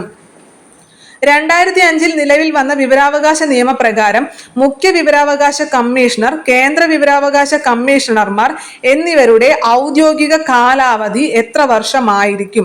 2005 നിലവിൽ വന്ന വിവരാവകാശ നിയമപ്രകാരം 5 വർഷമാണ് അല്ലെ. 5 വർഷം അഥവാ 65 വയസ്സായിരുന്നു 2005 നിയമപ്രകാരം. ഇവിടെ 2005 നിയമപ്രകാരമാണ് ചോദിച്ചിരിക്കുന്നത്. എന്നാൽ ഇപ്പോൾ 2019 അമെന്റ്മെന്റ് പ്രകാരം അത് കേന്ദ്ര സർക്കാരിന് തീരുമാനിക്കാം എന്നാണ്. നിലവിൽ തീരുമാനിച്ചതനുസരിച്ച് 3 വർഷമാണ്. ഇനി വിവരാവകാശ നിയമ ഭേദഗതി ബില്ല് ലോകസഭ പാസ്സാക്കിയത് എന്നാണ്? ലോകസഭ പാസ്സാക്കിയതാണ് ചോദിച്ചത്. നമ്മൾ പറഞ്ഞില്ലേ 13-ലാണ് നമ്മുടെ 2019 ജൂലൈ 19 ലോകസഭയിൽ അവതരിപ്പിച്ചത് അല്ലെ. പിന്നെ 3 കൂട്ടിയാൽ മതി എന്ന് പറഞ്ഞു അല്ലെ. അപ്പം ലോകസഭ പാസ്സാക്കിയത് 3 കൂടി കൂട്ടുമ്പോൾ എത്ര കിട്ടും? 2019 ജൂലൈ 22-നാണ്. അതിന്റെ ബ്രാക്കറ്റിൽ കൊടുത്തിട്ടുണ്ട് കണ്ട, അവതരിപ്പിച്ചത് ജൂലൈ 19. അപ്പൊ അതും കൂടി ഒന്ന് ഓർത്തേക്കുക. ജൂലൈ 19-നാണ് അവതരിപ്പിച്ചത്. 2019 ജൂലൈ 19 അവതരിപ്പിച്ചത്. പിന്നെ 3 കൂട്ടുമ്പോൾ ലോകസഭ പാസ്സാക്കിയത് 2019 ജൂലൈ 22-നാണ്. വീണ്ടും 3 കൂടി കൂട്ടുമ്പോൾ 2019 ജൂലൈ 25-നാണ് രാജ്യസഭ പാസ്സാക്കിയത്. 2019 ഓഗസ്റ്റ് 1-നാണ് ആര് ഒപ്പുവെച്ചത്? പ്രസിഡന്റ് ഒപ്പുവെച്ചത്. അടുത്തത് വിവരാവകാശ നിയമ ഭേദഗതി ബില്ല് ലോകസഭയിൽ അവതരിപ്പിച്ചത് ആര്? ഇത് നമ്മൾ പറഞ്ഞിട്ടുണ്ടായില്ല. ഈ ഭേദഗതി ബില്ല് ലോകസഭയിൽ ആരാണ് അവതരിപ്പിച്ചത്? ജിതേന്ദ്ര സിംഗ് ആണ് അവതരിപ്പിച്ചത്. അടുത്തത് വിവരാവകാശ നിയമപ്രകാരം വിവരം വെളിപ്പെടുത്തേണ്ടതില്ലാത്ത കേന്ദ്ര സർക്കാരിന്റെ ഇന്റലിജൻസ് സെക്യൂരിറ്റി സ്ഥാപനങ്ങളുടെ പട്ടിക ഏത് ഷെഡ്യൂളിലാണ് വരുന്നത്? അല്ലെ, ഇത്ര വലിച്ചു നീട്ടി പറഞ്ഞേ ഉള്ളൂ. നമ്മ പറഞ്ഞതാണ് ഏതൊക്കെ സ്ഥാപനങ്ങൾ വിവരം നൽകണ്ട എന്ന് പറയുന്ന ഷെഡ്യൂൾ ഏതാണ്? അത് ഷെഡ്യൂള് 2ാമത്തെ ഷെഡ്യൂളാണ്. 1ാമത്തെ ഷെഡ്യൂൾ സത്യപ്രതിജ്ഞയെ കുറിച്ചിട്ട്, ഓത്ത് ആൻഡ് ഡെഫമേഷനെ കുറിച്ചാണ് പറയുന്നത് അല്ലെ. 2ാമത്തെ പട്ടികയിലാണ് ഏതൊക്കെ ഓഫീസുകൾ വിവരം നൽകേണ്ട എന്ന് കൃത്യമായി പറയുന്നത്. അത് നമ്മൾ എടുത്തു പറഞ്ഞില്ല. പക്ഷെ നമ്മൾ അത് സെക്യൂരിറ്റി, നിങ്ങൾ സെക്യൂരിറ്റി എന്നുള്ള പേര്, അതുപോലെ ഫോഴ്സുകൾ, ബോർഡർ സെക്യൂരിറ്റി ഫോഴ്സ്, അങ്ങനെ ഫോഴ്സുകൾ എന്നുള്ള പേര്, അതേപോലെ തന്നെ ഇൻവെസ്റ്റിഗേഷൻ, അങ്ങനത്തെ വാക്കുകളൊക്കെ കാണുമ്പോൾ നിങ്ങൾക്ക് മനസ്സിലാവും. റിസർച്ച്, ഇതൊക്കെ കാണുമ്പോൾ നിങ്ങൾക്ക് മനസ്സിലാവും ഈ ഇത്തരം ഓഫീസുകളാണ് ഇതിന്റെ പരിധിയിൽ വരാത്തത്. ഏകദേശം 22 ഓഫീസുകളാണ് ഇതിന്റെ വിവരം നൽകേണ്ട ആവശ്യമില്ലാത്തത്. 22 ഓഫീസുകൾ വിവരം നൽകേണ്ട ആവശ്യമില്ല. അത് നമുക്ക് അവസാനം ഞാൻ അതിന്റെ ലിസ്റ്റ് കാണിച്ചു തരാം. നിങ്ങൾ ജസ്റ്റ് വായിച്ചു വെച്ചാൽ മതി. കുറച്ച് പേരുകൾ, അതിൽ ഈ സെക്യൂരിറ്റി എന്നുള്ള പേര്, ഇൻവെസ്റ്റിഗേഷൻ എന്നുള്ള പേര്, അതുപോലെ ഫോഴ്സ്, ഇതൊക്കെ ആ പേരുകളിൽ ഉണ്ടാവുമ്പോൾ നമുക്ക് മനസ്സിലാവും ഇതൊക്കെ എന്തിൽ വരും. ഇവർ വിവരാവകാശ നിയമപ്രകാരം വിവരങ്ങൾ നൽകേണ്ട ആവശ്യമില്ലാത്ത സ്ഥാപനങ്ങളാണ്. നിങ്ങൾക്ക് മനസ്സിലായിക്കോളും. അപ്പൊ അടുത്ത ചോദ്യം, വിവരാവകാശ നിയമം രാജ്യസഭ പാസ്സാക്കിയത് നമ്മ ഇപ്പൊ തന്നെ പറഞ്ഞാണ് 2019 ജൂലൈ 25-നാണ്. വിവരാവകാശ കമ്മീഷണർമാരുടെ സത്യപ്രതിജ്ഞ സംബന്ധിച്ച വിവരങ്ങൾ ഏത് ഷെഡ്യൂളിലാണ്? കണ്ട, ഇവരുടെ സത്യപ്രതിജ്ഞ സംബന്ധിച്ച വിശദാംശങ്ങൾ ഏത് ഷെഡ്യൂളിലാണ്? 1ാമത്തെ ഷെഡ്യൂളിലാണ്. 2 ഷെഡ്യൂളെ ആകെ വിവരാവകാശ നിയമത്തിലുള്ളൂ. 1ാമത്തേൽ സത്യപ്രതിജ്ഞയും 2ാമത്തേൽ ഏതൊക്കെ സ്ഥാപനങ്ങൾ വിവരങ്ങൾ നൽകേണ്ട എന്നതിന്റെ ലിസ്റ്റുമാണ് കൊടുത്തിരിക്കുന്നത്. വിവരാവകാശ നിയമ ഭേദഗതി രാഷ്ട്രപതി ഒപ്പുവെച്ചത് എന്ന്? 2019 ഓഗസ്റ്റ് 1 അതും പറഞ്ഞതാണ്. വിവരാവകാശ നിയമപ്രകാരമുള്ള രണ്ടാം അപ്പീൽ തീർപ്പാക്കുന്നതിനുള്ള കാലപരിധി, അപ്പീൽ തീർപ്പാക്കുന്നതിനുള്ള കാലപരിധിയാണ് ചോദിച്ചിരിക്കുന്നത്. രണ്ടാം അപ്പീൽ തീർപ്പാക്കുന്നതിന് അങ്ങനെ കാലപരിധി ഇല്ല, പരിധി അങ്ങനെ നിശ്ചയിച്ചിട്ടില്ല. അടുത്തത് 2019 ഭേദഗതിക്ക് ശേഷം മുഖ്യ വിവരാവകാശ കമ്മീഷണർ, കേന്ദ്ര വിവരാവകാശ കമ്മീഷണർമാർ എന്നിവരുടെ ഔദ്യോഗിക കാലാവധി എത്ര വർഷമാണ് എന്നാണ്. അതായത് കേന്ദ്ര സർക്കാരിന് നിശ്ചയിക്കുന്ന വിധം അല്ലെ. അടുത്തത് ഇന്ത്യയിൽ വിവരാവകാശ നിയമത്തിന്റെ മുൻഗാമി എന്നറിയപ്പെടുന്നത്. ഇന്ത്യയിലെ വിവരാവകാശ നിയമത്തിന്റെ മുൻഗാമി എന്താണ് നാം പറഞ്ഞു? വിവരാവകാശത്തിന് മുമ്പ് വിവര സ്വാതന്ത്ര്യമായിരുന്നു എന്ന് പറഞ്ഞു അല്ലെ.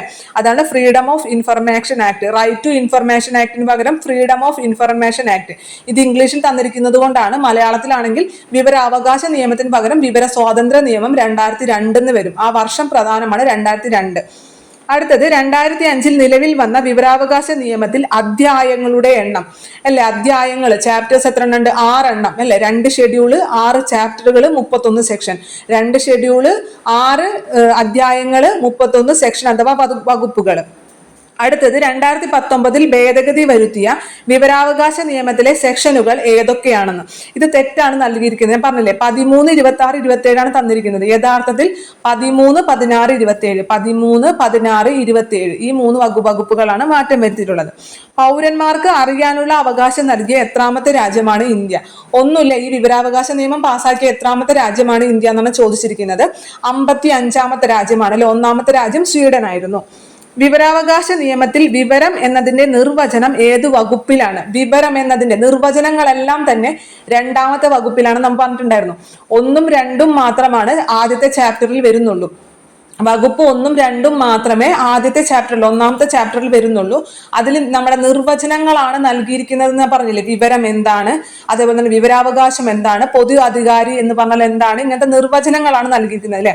അതിൽ വിവരം എന്നതിന്റെ നിർവചനം ശരിക്കും കൃത്യമായി പറയുകയാണെങ്കിൽ സെക്ഷൻ 2F വിവരത്തിനെ കുറിച്ചുള്ള നിർവചനം നൽകിയിരിക്കുക. അതൊന്ന് പഠിച്ചു വെക്കുക. വിവരം എന്നതിന്റെ നിർവചനം സെക്ഷൻ 2F. അടുത്ത ചോദ്യം, എല്ലാ പൗരന്മാർക്കും വിവരാവകാശം ഉറപ്പു നൽകുന്നത് നിയമത്തിലെ ഏത് വകുപ്പാണ്? എല്ലാ ഇന്ത്യൻ പൗരന്മാർക്കും അല്ലെ വിവരാവകാശം ഉറപ്പു നൽകുന്നത് ഏത് വകുപ്പാണ്? സെക്ഷൻ 3 അല്ലേ. സെക്ഷൻ 3 കൃത്യമായി പറയുന്നുണ്ട് ആർക്കൊക്കെയാണ് വിവരാവകാശ നിയമപ്രകാരം വിവരം നൽകേണ്ടത് എന്ന് അല്ലെ. ആർക്കൊക്കെയാണ്? എല്ലാ ഇന്ത്യൻ പൗരന്മാർക്കും, പ്രായഭേദമന്യേ എല്ലാ ഇന്ത്യൻ പൗരന്മാർക്കും വിവരാവകാശ നിയമപ്രകാരം വിവരം നൽകണം എന്ന് പറയുന്നുണ്ട്. അപ്പൊ ഏത് വകുപ്പിലാണ് പൗരന്മാർക്ക് എല്ലാവർക്കും വിവരാവകാശം ഉറപ്പുവരുത്തുന്നത് പറയുന്നത്? ഏതിലാണ്? സെക്ഷൻ 3. മനസ്സിലായില്ലേ? സെക്ഷൻ 3 പറയുന്നത്. അപ്പൊ ചിലപ്പോ ഇങ്ങനെയല്ല ചോദിക്കുക, സെക്ഷൻ അല്ല ചോദിക്കുക, എന്താണ് ചോദിക്കുക? അതായത് ആർക്കൊക്കെയാണ് വിവരത്തിനുള്ള അവകാശം? ഇന്ത്യ 2005 വിവരാവകാശ നിയമപ്രകാരം വിവരങ്ങൾ ആവശ്യപ്പെടാൻ അവകാശമുള്ളത് ആർക്കൊക്കെ എന്ന് ചോദിച്ചിട്ട് ഓപ്ഷൻസ് തരും. ഇന്ത്യയിലെ എല്ലാ പൗരന്മാർക്കും, 18 വയസ്സ് തികഞ്ഞ പൗരന്മാർക്കും, ഇന്ത്യൻ പൗരന്മാർക്കും, വിദേശ പൗരന്മാർക്കും എന്നൊക്കെ പറഞ്ഞ് ഇങ്ങനെ ഓപ്ഷൻസ് തരും. മനസ്സിലായ? അപ്പൊ നിങ്ങൾ മനസ്സിലാക്കണം, വിദേശ പൗരന്മാർക്ക് ഇല്ല അതിനുള്ള അവകാശം, എല്ലാ ഇന്ത്യൻ പൗരന്മാർക്കും ഉണ്ട്. പ്രായഭേദമന്യേ എല്ലാ പൗരന്മാർക്കും അതിനുള്ള അവകാശമുണ്ടെന്ന് മനസ്സിലാക്കി വയ്ക്കാം. അടുത്തത് 2005 നിലവിൽ വന്ന ദേശീയ വിവരാവകാശ നിയമത്തിലെ സെക്ഷനുകളുടെ എണ്ണം. നാം പറഞ്ഞാണല്ലേ സെക്ഷൻ അഥവാ വകുപ്പുകൾ എത്ര ഉണ്ട്? 31 ഉണ്ട്. 2005 വിവരാവകാശ നിയമത്തിൽ അനുബന്ധമായുള്ള പട്ടികകൾ എത്ര ഉണ്ട്? ഇതും പറഞ്ഞാണ് 2 എണ്ണമാണ്. 2005 വിവരാവകാശ നിയമത്തിലെ 2ാം പട്ടികയിൽ നൽകിയിട്ടുള്ള ആകെ സ്ഥാപനങ്ങളുടെ എണ്ണം. 2ാം പട്ടിക എന്ന് പറഞ്ഞു കഴിഞ്ഞാൽ ഈ വിവരാവകാശ നിയമത്തിൽ നിന്നും ഒഴിവാക്കിയിട്ടുള്ള സ്ഥാപനങ്ങളാണ് നൽകിയിരിക്കുന്നത്. എത്ര സ്ഥാപനങ്ങളുണ്ട്? 22 എണ്ണമാണ് ഉള്ളത്. അടുത്ത ചോദ്യം, വിവരാവകാശ നിയമത്തിലെ സെക്ഷൻ 5 പ്രാധാന്യം എന്ത്? സെക്ഷൻ 5 പ്രാധാന്യം പബ്ലിക് ഇൻഫർമേഷൻ ഓഫീസറുടെ നിയമനത്തെ കുറിച്ചാണ്. അത് നമ്മൾ പറഞ്ഞിട്ടുണ്ടായില്ല. സെക്ഷൻ 5 അത്ര ഇമ്പോർട്ടൻ്റ് അല്ല, എങ്കിലും മനസ്സിലാക്കുക. സെക്ഷൻ 5 പറഞ്ഞിരിക്കുന്നത് പബ്ലിക് ഇൻഫർമേഷൻ ഓഫീസറുടെ നിയമനമാണ്. വിവരാവകാശ നിയമപ്രകാരം വിവരം ലഭിക്കേണ്ടതിനുള്ള അപേക്ഷയെ കുറിച്ച് പറയുന്നത് നമ്മൾ പറഞ്ഞതാണ്. അപേക്ഷയെ കുറിച്ച് പറയുന്നത് 6 നമ്മൾ നൽകേണ്ട അപേക്ഷയെ കുറിച്ച് പറയുന്നത് 6 അപേക്ഷ തീർപ്പാക്കേണ്ടതിനെ കുറിച്ച് 7 പറയുന്നത്. ഇനി ആർക്കൊക്കെ ഇതിന് ഏതൊക്കെ വിവരങ്ങളെ സംബന്ധിച്ച് മറുപടി നൽകേണ്ട ആവശ്യമില്ല എന്ന് പറയുന്നത് 8 അല്ലെ. 6 എന്ന് പറഞ്ഞു കഴിഞ്ഞാൽ നമ്മുടെ അപേക്ഷനെ കുറിച്ചിട്ടാണ്, അപേക്ഷ നൽകേണ്ട രീതിനെ കുറിച്ചിട്ടാണ്. ഏത് ഭാഷയിൽ നൽകണം, എത്ര രൂപ ഫീസ് അടയ്ക്കണം, എങ്ങനെ നൽകണം എന്നൊക്കെ പറയുന്ന കാര്യമാണ് 6 പറയുന്നത്. 7 എന്ന് പറഞ്ഞു കഴിഞ്ഞാൽ തീർപ്പാക്കലിനെ കുറിച്ചിട്ടാണ്. എത്ര പരിധിക്കുള്ളിൽ അത് അല്ലെ, സമയപരിധി 30 ദിവസം, 35 ദിവസം, 40 ദിവസം, 48 മണിക്കൂർ എന്നൊക്കെ നമ്മൾ പറഞ്ഞില്ലേ, അതിനെക്കുറിച്ചാണ് 7ാമത്തെ വകുപ്പിൽ പറയുന്നത്. 8ാമത്തെ വകുപ്പിൽ എന്താണ് പറയുന്നത്? ഏതൊക്കെ വിവരങ്ങൾ നൽകേണ്ട ആവശ്യമില്ല, നമ്മുടെ സേനകളെ സംബന്ധിക്കുന്ന വിവരങ്ങൾ, രാജ്യത്തിന്റെ ഐക്യവും അഖണ്ഡതയും തകർക്കുന്ന കാര്യങ്ങൾ, ശാസ്ത്രരംഗവുമായി ബന്ധപ്പെട്ട അല്ലെ, അങ്ങനെ പറഞ്ഞില്ലേ നമ്മൾ, ആ ഒഴിവാക്കുന്ന വിവരങ്ങളെ കുറിച്ചാണ് 8ാമത്തെ വകുപ്പിൽ പറയുന്നത്. അപ്പൊ നമ്മൾ ഇവിടുത്തെ ചോദ്യം എന്താണ്? വിവരാവകാശ നിയമപ്രകാരം വിവരം ലഭിക്കേണ്ടതിനുള്ള അപേക്ഷയെ കുറിച്ച് പറയുന്നത് സെക്ഷൻ 6ലാണ് പറയുന്നത്. വിവരാവകാശ നിയമപ്രകാരം അപേക്ഷയുടെ തീർപ്പാക്കലിനെ കുറിച്ച് പ്രതിപാദിക്കുന്നതാണ്. തീർപ്പാക്കലിനെ കുറിച്ചിട്ട് തൊട്ടടുത്ത സെക്ഷനിൽ പറഞ്ഞില്ലേ, സെക്ഷൻ 7ലാണ് പറയുന്നത്. വിവരാവകാശ നിയമപ്രകാരമുള്ള അപേക്ഷയ്ക്ക് നൽകേണ്ട ഫീസിൽ നിന്ന് ഒഴിവാക്കപ്പെട്ടിരിക്കുന്ന വിഭാഗം ഏതാണ്? ദാരിദ്ര്യരേഖയ്ക്ക് താഴെയുള്ളവർ, അല്ലെ, BPL, ബിലോ പോവർട്ടി ലൈൻ. അടുത്ത ചോദ്യം, വിവരാവകാശ നിയമപ്രകാരമുള്ള വിവരങ്ങൾ ലഭിക്കാൻ ഏതൊക്കെ രീതിയിലാണ് അപേക്ഷ സമർപ്പിക്കേണ്ടത്? ഏതൊക്കെ രീതിയിൽ നമ്മൾ അപേക്ഷ സമർപ്പിക്കണം? അതിനെക്കുറിച്ച് പറഞ്ഞ വകുപ്പ് ഏതാണ്? വകുപ്പ് 6ലാണ്, അല്ലെ. അപേക്ഷകളെ കുറിച്ച് പറയുന്നത് വകുപ്പ് 6ലാണ്. നമ്മൾ പറഞ്ഞു, ഭാഷ പറഞ്ഞു, ഹിന്ദിയിൽ വേണമെന്നുണ്ടെങ്കിലും ഇംഗ്ലീഷിൽ വേണമെന്നുണ്ടെങ്കിലും നമ്മുടെ പ്രാദേശിക ഭാഷയിൽ വേണമെന്നുണ്ടെങ്കിലും നമുക്ക് അപേക്ഷ സമർപ്പിക്കാം എന്ന് പറഞ്ഞു, അല്ലെ. അതോടൊപ്പം നമ്മൾ പറഞ്ഞിട്ടുണ്ടായിരുന്നു, നമ്മൾ നേരിട്ട് ചെന്നിട്ടാണെന്നുണ്ടെങ്കിലും തപാൽ മുഖേനയാണെന്നുണ്ടെങ്കിലും എല്ലാ ഇലക്ട്രോണിക് മാധ്യമങ്ങൾ മുഖേനയാണെങ്കിലും നമുക്ക് എന്ത് ചെയ്യാം? നമുക്ക് അപേക്ഷ സമർപ്പിക്കാൻ സാധിക്കും എന്ന് പറഞ്ഞിട്ടുണ്ടായിരുന്നു. അപ്പൊ അതിന്റെ ഉത്തരം എന്ന് പറയുന്നത് ലിഖിതമായിട്ടോ അല്ലെങ്കിൽ ഇലക്ട്രോണിക് മാധ്യമങ്ങൾ മുഖേനയോ എന്നാണ്. മനസ്സിലായോ? അപ്പൊ നമുക്ക് എങ്ങനെ വേണമെങ്കിലും അപേക്ഷ സമർപ്പിക്കാം. പക്ഷെ നമ്മൾ എന്താണ്, 10 രൂപ ഫീസ് BPL അല്ലാത്തവർക്ക് നൽകണം. അപ്പൊ അതേപോലെ തന്നെ നമ്മൾ എന്തെങ്കിലും രേഖകൾ വാങ്ങിക്കുകയാണെന്നുണ്ടെങ്കിൽ അതിനിപ്പോ പ്രിന്റഡ് കോപ്പിക്ക് പെർ പേപ്പറിന് 3 രൂപ വെച്ച്, CD കോപ്പി ആണെന്നുണ്ടെങ്കിൽ 75 രൂപ എന്നൊക്കെ നാം പറഞ്ഞില്ലേ. അപ്പൊ ഇതിനുള്ള ഫീസ് നമ്മൾ ചലാൻ അടച്ചിട്ടല്ലേ, നമ്മൾ ട്രഷറിയിൽ അടച്ചിട്ട് അതിന്റെ റെസിപ്റ്റ് കൂടി കാണിക്കണം. അപ്പൊ അത് അങ്ങനെ കാണിച്ചു കഴിഞ്ഞാൽ നമുക്ക് ഏത് രീതിയിൽ വേണമെന്നുണ്ടെങ്കിലും നമുക്ക് അപേക്ഷ സമർപ്പിക്കാൻ പറ്റും. അപ്പൊ ലിഖിതമായിട്ട് വേണമെന്നുണ്ടെങ്കിലും സമർപ്പിക്കാം, അല്ല നമ്മൾ ഇലക്ട്രോണിക് മാധ്യമങ്ങൾ വഴി വേണമെങ്കിൽ നമുക്ക് സമർപ്പിക്കാം. ഇപ്പൊ ഇമെയിലൊക്കെ അയക്കുമ്പോൾ അതും കൂടി അറ്റാച്ച് ചെയ്ത് അയക്കണം എന്ന് മാത്രമേ ഉള്ളൂ. നമ്മൾ അപേക്ഷാ ഫീസിന്റെ റെസിപ്റ്റ് കൂടി അറ്റാച്ച് ചെയ്ത് അയച്ചാൽ നമുക്ക് എങ്ങനെ വേണമെന്നുണ്ടെങ്കിലും അപേക്ഷ സമർപ്പിക്കാം. പിന്നെ മറ്റൊരു ചോദ്യമുണ്ട്, അതായത് ടെലിഫോണിൽ കൂടി നമ്മുടെ വിവരാവകാശ നിയമത്തിനുള്ള അപേക്ഷ സമർപ്പിക്കാൻ അനുവദിച്ച ആദ്യത്തെ സംസ്ഥാനം ഏത് സംസ്ഥാനമാണ്? ഉത്തർപ്രദേശാണ്, അല്ലെ. ടെലിഫോൺ മുഖേന വിവരാവകാശം ആവശ്യപ്പെടാൻ, അപേക്ഷ സമർപ്പിക്കാൻ ഉള്ള സൗകര്യം നൽകിയ ആദ്യത്തെ സംസ്ഥാനം ഉത്തർപ്രദേശാണ്. അടുത്ത ചോദ്യം, വിവരാവകാശത്തിനുള്ള അപേക്ഷ നൽകേണ്ടത് ഏത് ഭാഷയിലാണ്? ഇത് നമ്മൾ പറഞ്ഞതാണ്, ഹിന്ദിയിലോ ഇംഗ്ലീഷിലോ അല്ലെങ്കിൽ പ്രാദേശിക ഭാഷയിലോ. അപേക്ഷ നൽകുന്ന സ്ഥലത്തെ ഔദ്യോഗിക ഭാഷ എന്ന് പറയുന്നത് പ്രാദേശിക ഭാഷയിലോ നമുക്ക് നൽകാം. വിവരത്തിന് വേണ്ടി അപേക്ഷിച്ച വ്യക്തിക്ക് വിവരം സൗജന്യമായി നൽകേണ്ടി വരുന്ന സാഹചര്യം ഏത്? നാം പറഞ്ഞിട്ടുണ്ടായിരുന്നില്ല. അതായത് നമ്മൾ സമയപരിധി നൽകിയിട്ടുണ്ട്, അല്ലെ. അത് നമ്മൾ 6ാമത്തെ വകുപ്പിൽ അപേക്ഷകളെ കുറിച്ചാണെങ്കിൽ 7ാമത്തെ വകുപ്പിൽ ഈ അപേക്ഷകൾ തീർപ്പാക്കേണ്ടതിനെ കുറിച്ച് പറയുന്നുണ്ട്. അതിൽ സമയപരിധി കൃത്യമായി പറയുന്നുണ്ട്. മുഖ്യ വിവരാവകാശ കമ്മീഷണർക്കാണെങ്കിൽ 30 ദിവസം, അസിസ്റ്റന്റ് ഇൻഫർമേഷൻ കമ്മീഷണർക്ക് 35 ദിവസം. ഇനി മൂന്നാമതൊരു വ്യക്തിയുടെ കാര്യങ്ങൾ വരുന്നുണ്ടെങ്കിൽ 40 ദിവസം എന്നൊക്കെ പറഞ്ഞ് കൃത്യമായി പറയുന്നില്ലേ. ജീവനും വ്യക്തി സ്വാതന്ത്ര്യത്തെയും സംബന്ധിക്കുന്ന കാര്യങ്ങളാണെങ്കിൽ 48 മണിക്കൂറിനുള്ളിൽ വിവരം നൽകണം എന്നൊക്കെ പറഞ്ഞില്ലേ. ഇങ്ങനെ കൃത്യസമയത്തിനുള്ളിൽ വിവരം നൽകിയില്ല എന്നുണ്ടെങ്കിൽ പിന്നെ നൽകുന്ന വിവരങ്ങൾ ഫ്രീ ആയി നൽകണം. ശരിക്കും നമ്മൾക്ക് കൃത്യമായി വിവരം നൽകിയില്ല എന്നുണ്ടെങ്കിൽ ഇൻഫർമേഷൻ കമ്മീഷണർക്ക് പിഴയുണ്ട്, ഇല്ലേ. ദിവസം 250 രൂപ വെച്ച് 25,000 രൂപ വരെ പിഴയുണ്ട്. അത് കൂടാതെ പിന്നീട് ഇവർക്ക് നൽകുന്ന വിവരങ്ങൾ പൂർണ്ണമായും സൗജന്യമായി നൽകണം. പിന്നെ യാതൊരു ഫീസും ഇതിന് ഈടാക്കാൻ പാടില്ല. അപ്പൊ അതാണ് നമ്മുടെ ചോദ്യം എന്ന് പറയുന്നത്. വിവരത്തിന് വേണ്ടി അപേക്ഷിച്ച വ്യക്തിക്ക് വിവരം സൗജന്യമായി നൽകേണ്ടി വരുന്ന സാഹചര്യം എന്ന് പറയുന്നത് സമയപരിധിക്കുള്ളിൽ വിവരം നൽകിയില്ല എങ്കിലാണ്. കോടതിയിൽ വിലക്കുള്ള വിവരങ്ങൾ വെളിപ്പെടുത്താൻ കഴിയില്ല എന്ന് പ്രതിപാദിച്ചിരിക്കുന്ന വിവരാവകാശ നിയമത്തിന്റെ സെക്ഷൻ ഏതാണ്? സെക്ഷൻ 8ലാണ്, അല്ലെ. ഏതൊക്കെ വിവരങ്ങൾ നൽകേണ്ട കാര്യമില്ല എന്ന് പറയുന്നത് സെക്ഷൻ 8ലാണ്. രാജ്യത്തിന്റെ ഐക്യത്തെയും അഖണ്ഡതയെയും ബാധിക്കുന്ന കാര്യങ്ങൾ നൽകേണ്ട ആവശ്യമില്ല, സേനകളെ സംബന്ധിക്കുന്ന കാര്യങ്ങൾ നൽകേണ്ട ആവശ്യമില്ല, കോടതി നിരോധിച്ചിരിക്കുന്ന വിവരങ്ങൾ നൽകേണ്ട ആവശ്യമില്ല, അന്വേഷണ പരിധിയിലിരിക്കുന്ന കാര്യങ്ങൾ നൽകേണ്ട ആവശ്യമില്ല, അല്ലെ. ഇതൊക്കെ നമ്മൾ പറഞ്ഞതാണ്, അന്ന് ഡീറ്റെയിൽ ആയി പറഞ്ഞിട്ടുണ്ടായിരുന്നു. അപ്പൊ ഇതൊക്കെ വരുന്നത് സെക്ഷൻ 8ലാണ് വരുന്നത്. അടുത്തത്, വിവരാവകാശ നിയമത്തിലെ ഏത് സെക്ഷൻ പ്രകാരമാണ് രാജ്യത്തിന്റെ സുരക്ഷിതത്വം സംബന്ധിച്ച വിവരങ്ങൾ നൽകുന്നത് ഒഴിവാക്കിയിരിക്കുന്നത്? അതും സെക്ഷൻ 8 തന്നെ. ഈ ഒഴിവാക്കലുകളെല്ലാം പറയുന്നത് സെക്ഷൻ 8ലാണ്.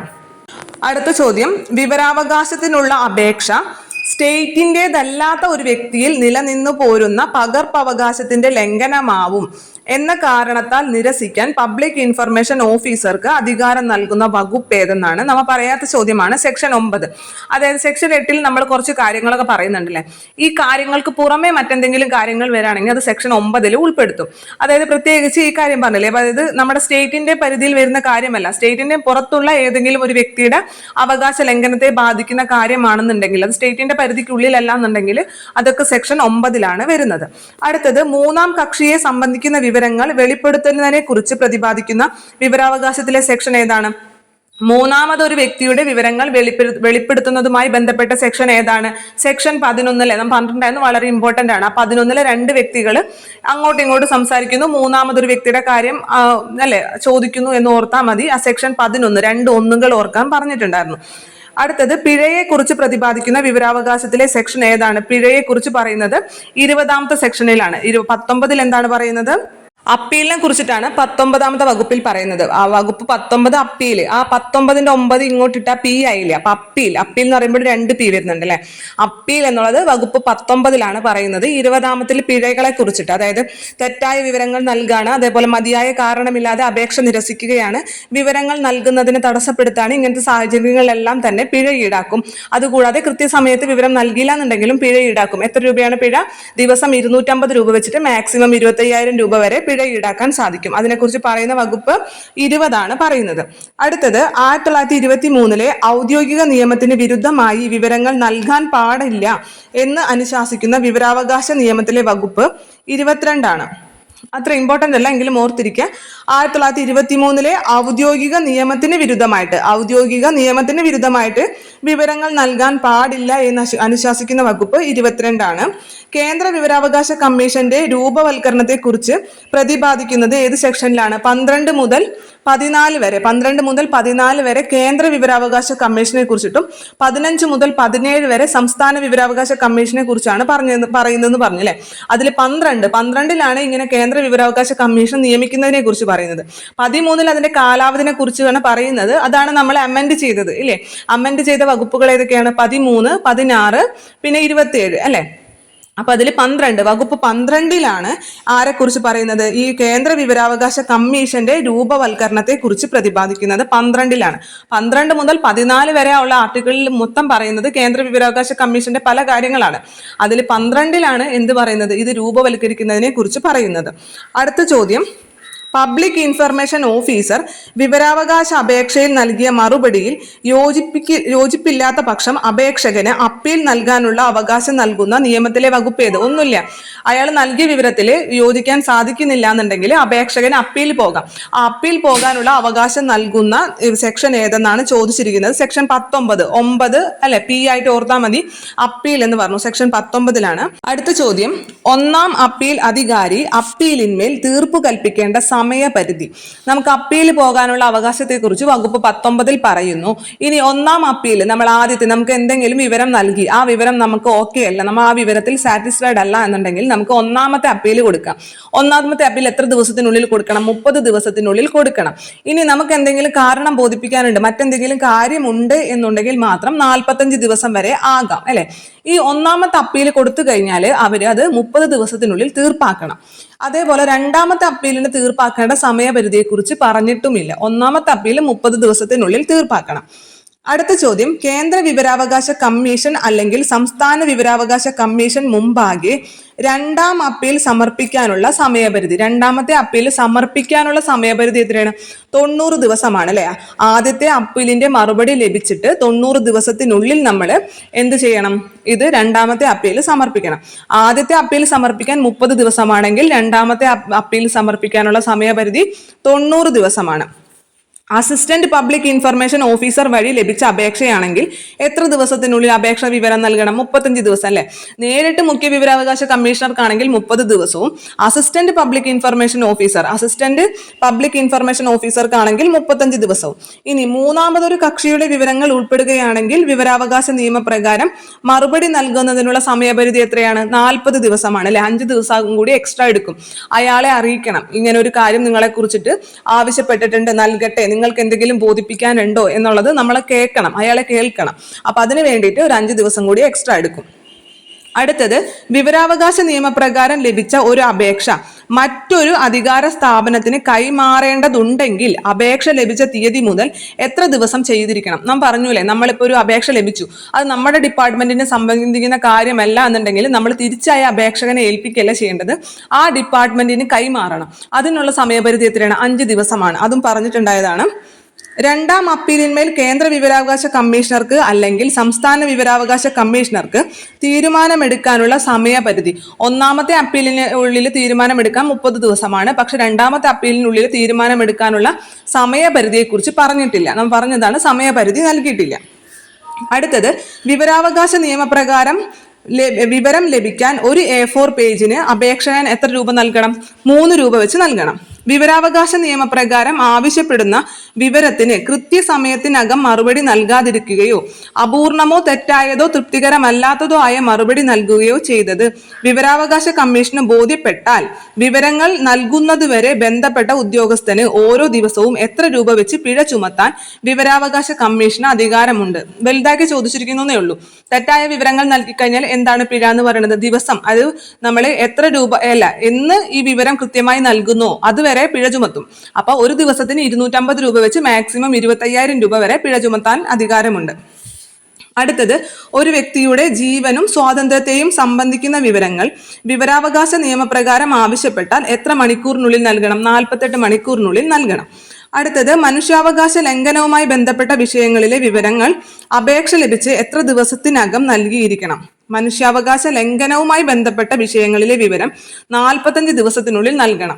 അപ്പൊ അത് ശ്രദ്ധിക്കാൻ, നമ്മൾ പറയാത്ത ചോദ്യമാണ്. അപ്പൊ നിങ്ങൾ മനുഷ്യാവകാശ ലംഘനം എന്നൊക്കെ കേൾക്കുമ്പോൾ നിങ്ങൾ വിചാരിക്കും 10 ദിവസത്തിനുള്ളിൽ അങ്ങനെ നൽകണം. അങ്ങനെയൊന്നുമില്ല, 45 ദിവസമാണ്. അപ്പൊ മനുഷ്യാവകാശ ലംഘനവുമായി ബന്ധപ്പെട്ട വിഷയങ്ങളിൽ വിവരം അപേക്ഷിച്ചാൽ എത്ര ദിവസത്തിനുള്ളിൽ നൽകണം? 45 ദിവസം തന്നെയാണ്.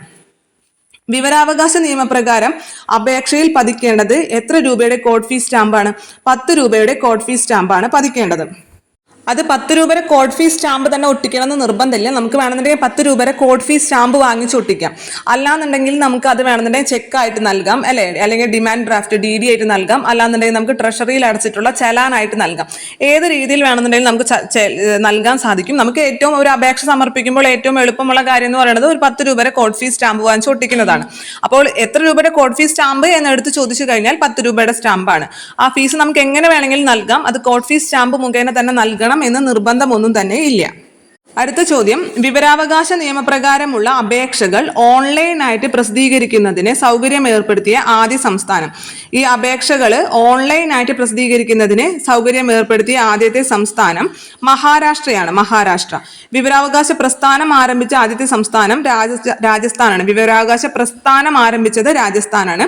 ആദ്യമായിട്ട് വിവരാവകാശ നിയമം നടപ്പിലാക്കിയത് തമിഴ്നാടാണ്. എന്നാൽ നമ്മുടെ 2005 വിവരാവകാശ നിയമം ആദ്യം നടപ്പിലാക്കിയതെന്ന് എടുത്ത് ചോദിച്ചു കഴിഞ്ഞാൽ അത് രാജസ്ഥാൻ തന്നെയാണ്.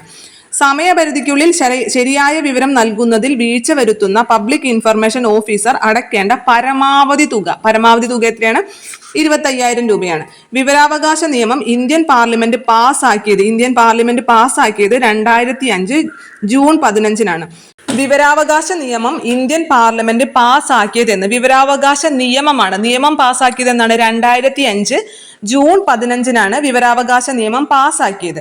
വിവരാവകാശ നിയമത്തിൽ രാഷ്ട്രപതി ഒപ്പുവെച്ചത് 2005 ഓഗസ്റ്റ് 1-നാണ് രാഷ്ട്രപതി ഒപ്പുവെച്ചത്. വിവരാവകാശ കമ്മീഷൻ നിലവിൽ വന്നതാണ്. അത് പ്രകാരം, ആ നിയമപ്രകാരം വിവരാവകാശ കമ്മീഷൻ നിലവിൽ വന്നതാണ് 2005 ഒക്ടോബർ 12 എന്ന് പറയുന്നത്. അപ്പൊ പാർലമെന്റ് പാസ്സാക്കിയത് 2005 ജൂൺ 15-നാണ് പാർലമെന്റ് പാസ്സാക്കിയത്. രാഷ്ട്രപതി ഒപ്പുവെച്ചത് 2005 ഓഗസ്റ്റ് 1-നും. ജൂലൈ കഴിഞ്ഞിട്ട് ഓഗസ്റ്റ് 1-ന് രാഷ്ട്രപതി ഒപ്പുവെച്ചു. ഇനി ഈ നിയമപ്രകാരം വിവരാവകാശ കമ്മീഷൻ നിലവിൽ വന്നത് 2005 ഒക്ടോബർ 12-നാണ്. 2019 ഭേദഗതി പ്രകാരം മുഖ്യ വിവരാവകാശ കമ്മീഷണറുടെയും വിവരാവകാശ കമ്മീഷണർമാരുടെയും കാലാവധി എത്ര വർഷമാണ്? 2019 ഭേദഗതിക്ക് ശേഷം അത് കേന്ദ്ര സർക്കാരിനെ തീരുമാനിക്കാം എന്നാണ്. ഇപ്പൊ തീരുമാനിച്ചതനുസരിച്ച് 3 വർഷമാണ് കാലാവധി, അല്ലെ? അതിനു മുമ്പ് 5 വർഷമായിരുന്നു. നിലവിൽ ഇപ്പോൾ 3 വർഷമാണ് കാലാവധി. വിവരാവകാശ നിയമപ്രകാരമുള്ള അപേക്ഷ ടെലഫോണിലൂടെ നൽകുന്നതിനുള്ള സംവിധാനം ഏർപ്പെടുത്തിയ ആദ്യത്തെ ഇന്ത്യൻ സംസ്ഥാനം ഉത്തർപ്രദേശാണ്. അപ്പോൾ ടെലഫോണിൽ കൂടി അപേക്ഷ സമർപ്പിക്കുന്നതിനുള്ള സൗകര്യം ഏർപ്പെടുത്തിയ സംസ്ഥാനം ഉത്തർപ്രദേശാണ്. മുമ്പ് നമ്മൾ പറഞ്ഞിട്ടുണ്ടായിരുന്നു മഹാരാഷ്ട്രയുടെ കാര്യം. എന്താണ് ഈ വിവരാവകാശ അപേക്ഷകൾ ഓൺലൈനിൽ കൂടി പ്രസിദ്ധപ്പെടുത്താനുള്ള സൗകര്യം നൽകിയ സംസ്ഥാനം മഹാരാഷ്ട്രയാണെന്ന് പറഞ്ഞിട്ടുണ്ടായിരുന്നു. ഇനി വിവരാവകാശത്തെ മൗലികാവകാശമാക്കിയിരിക്കുന്നത് ഏത് അനുച്ഛേദ പ്രകാരമാണ്? ഇതിന് മൗലികാവകാശമാണെന്ന് സുപ്രീം കോടതി വിധിച്ചിട്ടുണ്ടായിരുന്നു അല്ലെ. അത് ഏത് അനുച്ഛേദ പ്രകാരമാണ്? ആർട്ടിക്കിൾ 19 സബ് ക്ലോസ് 1A പ്രകാരമാണ്.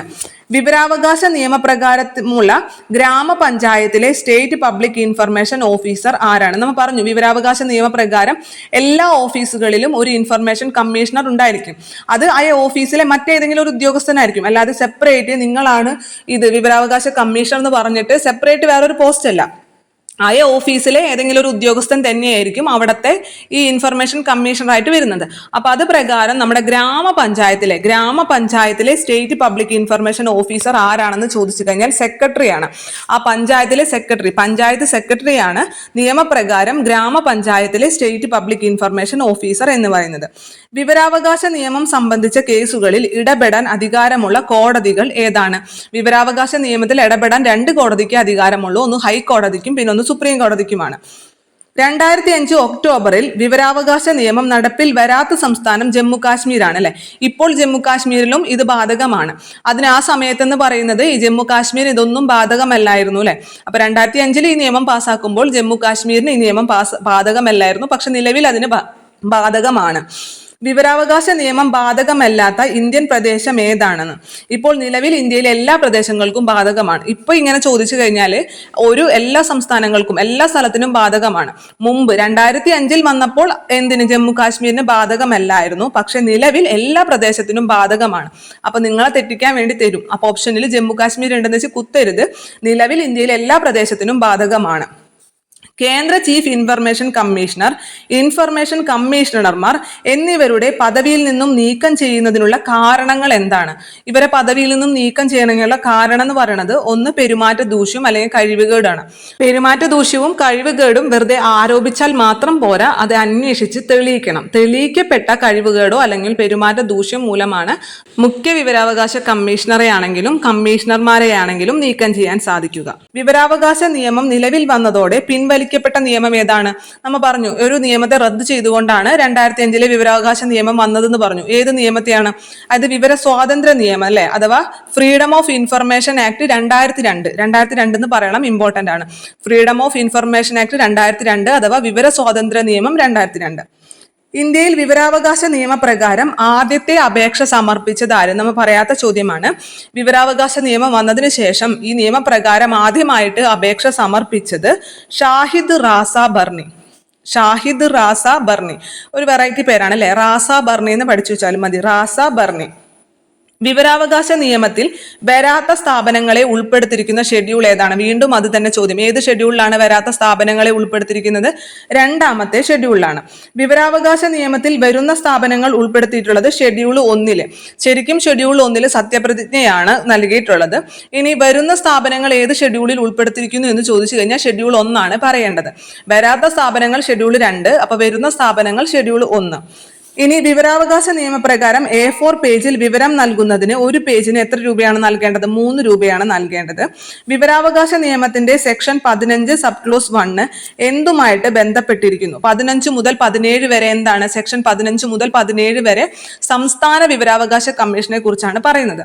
അപ്പൊ 15 എന്ന് പറയുമ്പോൾ എന്തായിരിക്കും? അത് സംസ്ഥാന വിവരാവകാശ കമ്മീഷന്റെ രൂപീകരണമായിരിക്കും അല്ലെ. 12 മുതൽ 14 വരെ കേന്ദ്ര വിവരാവകാശ കമ്മീഷനെ കുറിച്ചാണ് പറയുന്നത്. അതിൽ 12 എന്താണ്? കേന്ദ്ര വിവരാവകാശ കമ്മീഷന്റെ രൂപീകരണമാണ്. അപ്പൊ അതേപോലെ തന്നെ നമ്മുടെ ഈ 15 മുതൽ 17 വരെ സംസ്ഥാന വിവരാവകാശ കമ്മീഷനെ കുറിച്ചാണ് പറയുന്നത്. അപ്പൊ 15 എന്തായിരിക്കും പറയുന്നത്? ഈ സംസ്ഥാന ഇൻഫർമേഷൻ കമ്മീഷന്റെ രൂപീകരണത്തെ കുറിച്ചിട്ടായിരിക്കും പറഞ്ഞിട്ടുണ്ടാവുക. അടുത്തത്, വിവരാവകാശം പ്രകാരം ലഭിച്ച മറുപടി തൃപ്തികരമല്ലെങ്കിൽ 2ാം അപ്പീൽ സമർപ്പിക്കുന്നതിനുള്ള സമയപരിധി. ഇത് നമ്മൾ പറഞ്ഞതാണ്. 90 ദിവസത്തിനുള്ളിൽ വേണം 2ാമത്തെ അപ്പീൽ സമർപ്പിക്കാൻ. 1ാമത്തെ അപ്പീലാണെങ്കിൽ 30 ദിവസം, മറ്റെന്തെങ്കിലും കാരണമുണ്ടെങ്കിൽ മാത്രം 45 ദിവസം വരെ ആകാം. വിവരാവകാശ നിയമം പാസാക്കാൻ കാരണമായിട്ടുള്ള പ്രസ്ഥാനം ഏതാണ്? മസ്ദൂർ കിസാൻ ശക്തി സംഘടൻ ആണ്. വിവരാവകാശ നിയമപ്രകാരം ഓഫീസിൽ നേരിട്ട് പരിശോധിക്കുന്നതിന് എത്ര മണിക്കൂറാണ് സൗജന്യം? എത്ര മണിക്കൂറാണ്? ആദ്യത്തെ 1 മണിക്കൂർ സൗജന്യമാണ്. തുടർന്നുള്ള ഓരോ മണിക്കൂറിനും ഇതിൽ 5 രൂപ എന്നാണ്, പക്ഷെ കേരളത്തിൽ 10 രൂപയാണ്. തുടർന്നുള്ള ഓരോ മണിക്കൂറിനും 10 രൂപ വെച്ചിട്ടാണ് ഈടാക്കുന്നത്. വിവരാവകാശ നിയമത്തിന്റെ സെക്ഷൻ 15 ക്ലോസ് 1 എന്തുമായി ബന്ധപ്പെട്ടിരിക്കുന്നു? ആ ചോദ്യം തന്നെ സെയിം റിപ്പീറ്റ് ചെയ്തിരിക്കുന്നതാണ്. സ്റ്റേറ്റ് ഇൻഫർമേഷൻ കമ്മീഷന്റെ രൂപവൽക്കരണവുമായി ബന്ധപ്പെട്ടിരിക്കുന്നു. വിവരാവകാശ നിയമത്തിന് എത്ര അധ്യായങ്ങളുണ്ട്? 6 അധ്യായങ്ങൾ. ഷെഡ്യൂളുകൾ എത്ര എണ്ണാണ്? 2 ഷെഡ്യൂളുകൾ മാത്രമേ ഉള്ളൂ. അധ്യായങ്ങൾ 6 എണ്ണാണ്. വകുപ്പുകൾ എന്ന് ചോദിച്ചു കഴിഞ്ഞാൽ 31 എണ്ണം. 2, 6, 31. 2, 6, 31. അപേക്ഷ സമർപ്പിക്കുന്ന തീയതി മുതൽ എത്ര വർഷം പിന്നോട്ടുള്ള വിവരങ്ങളാണ് വിവരാവകാശ നിയമപ്രകാരം ലഭ്യമാവുക? 20 വർഷം അല്ലേ? 20 വർഷത്തിന് മുമ്പുള്ള കാര്യങ്ങൾ ലഭ്യമാകില്ല. അപേക്ഷ സമർപ്പിച്ച് 20 വർഷം മുമ്പുള്ള കാര്യങ്ങൾ വരെ നമുക്ക് ലഭ്യമാകുള്ളൂ. അപ്പൊ ഇത്രയും ചോദ്യങ്ങളാണ് നമ്മുടെ PSC ബുള്ളറ്റിൻ 65-ാം വിശേഷാൽ പതിപ്പിൽ തന്നിട്ടുള്ളത്. നിങ്ങൾക്ക് ഈ ഭാഗം എല്ലാം ക്ലിയർ ആയി ഇപ്പോൾ തന്നെ പഠിക്കാൻ സാധിച്ചു എന്ന് ഞാൻ വിശ്വസിക്കുകയാണ്. സെക്ഷൻസുകളൊക്കെ ഒന്നും കൂടി നോക്കുക. എക്സാമിന് മുമ്പ് നന്നായും കൂടി നോക്കിപ്പോയി കഴിഞ്ഞാൽ നിങ്ങൾക്ക് ഈ ഭാഗത്തു നിന്നും മുഴുവൻ മാർക്ക് കിട്ടിയിരിക്കും. ഈ വിവരാവകാശ നിയമം ചോദിക്കാതെ ഒരു PSC എക്സാം ഉണ്ടാകില്ല. അപ്പോൾ നിങ്ങൾക്ക് തീർച്ചയായിട്ടും മുഴുവൻ മാർക്കും ഈ ഇതിൽ നിന്ന് ലഭിച്ചിരിക്കും എന്ന് ഞാൻ ഉറപ്പ് നൽകാണ്. നന്നായി പഠിക്കുക. അതോടൊപ്പം തന്നെ ഈ ക്ലാസ് ഈ അവസാനം വരെ കണ്ടിരുന്നതിന് ഒരുപാട് നന്ദി. അടുത്ത ദിവസം ഡിഗ്രി പ്രിലിമിനറി എക്സാം ഉള്ളവർ നന്നായി പഠിക്കുക. നിങ്ങൾക്ക് നന്നായി എക്സാം എഴുതാൻ സാധിക്കട്ടെ എന്ന് പ്രാർത്ഥിക്കുന്നു. അല്ലാത്തവർ LGSനാണെങ്കിലും LDCക്ക് ആണെന്നുണ്ടെങ്കിലും LP UPക്ക് ആണെങ്കിലും പഠിക്കുന്നവർ നന്നായി പഠിക്കുക. അപ്പോൾ നിങ്ങൾക്ക് ഇന്നത്തെ വീഡിയോ ഉപകാരപ്പെട്ടു എന്നുള്ള വിശ്വാസത്തോടു കൂടി തന്നെ നിർത്തുന്നു. നന്ദി.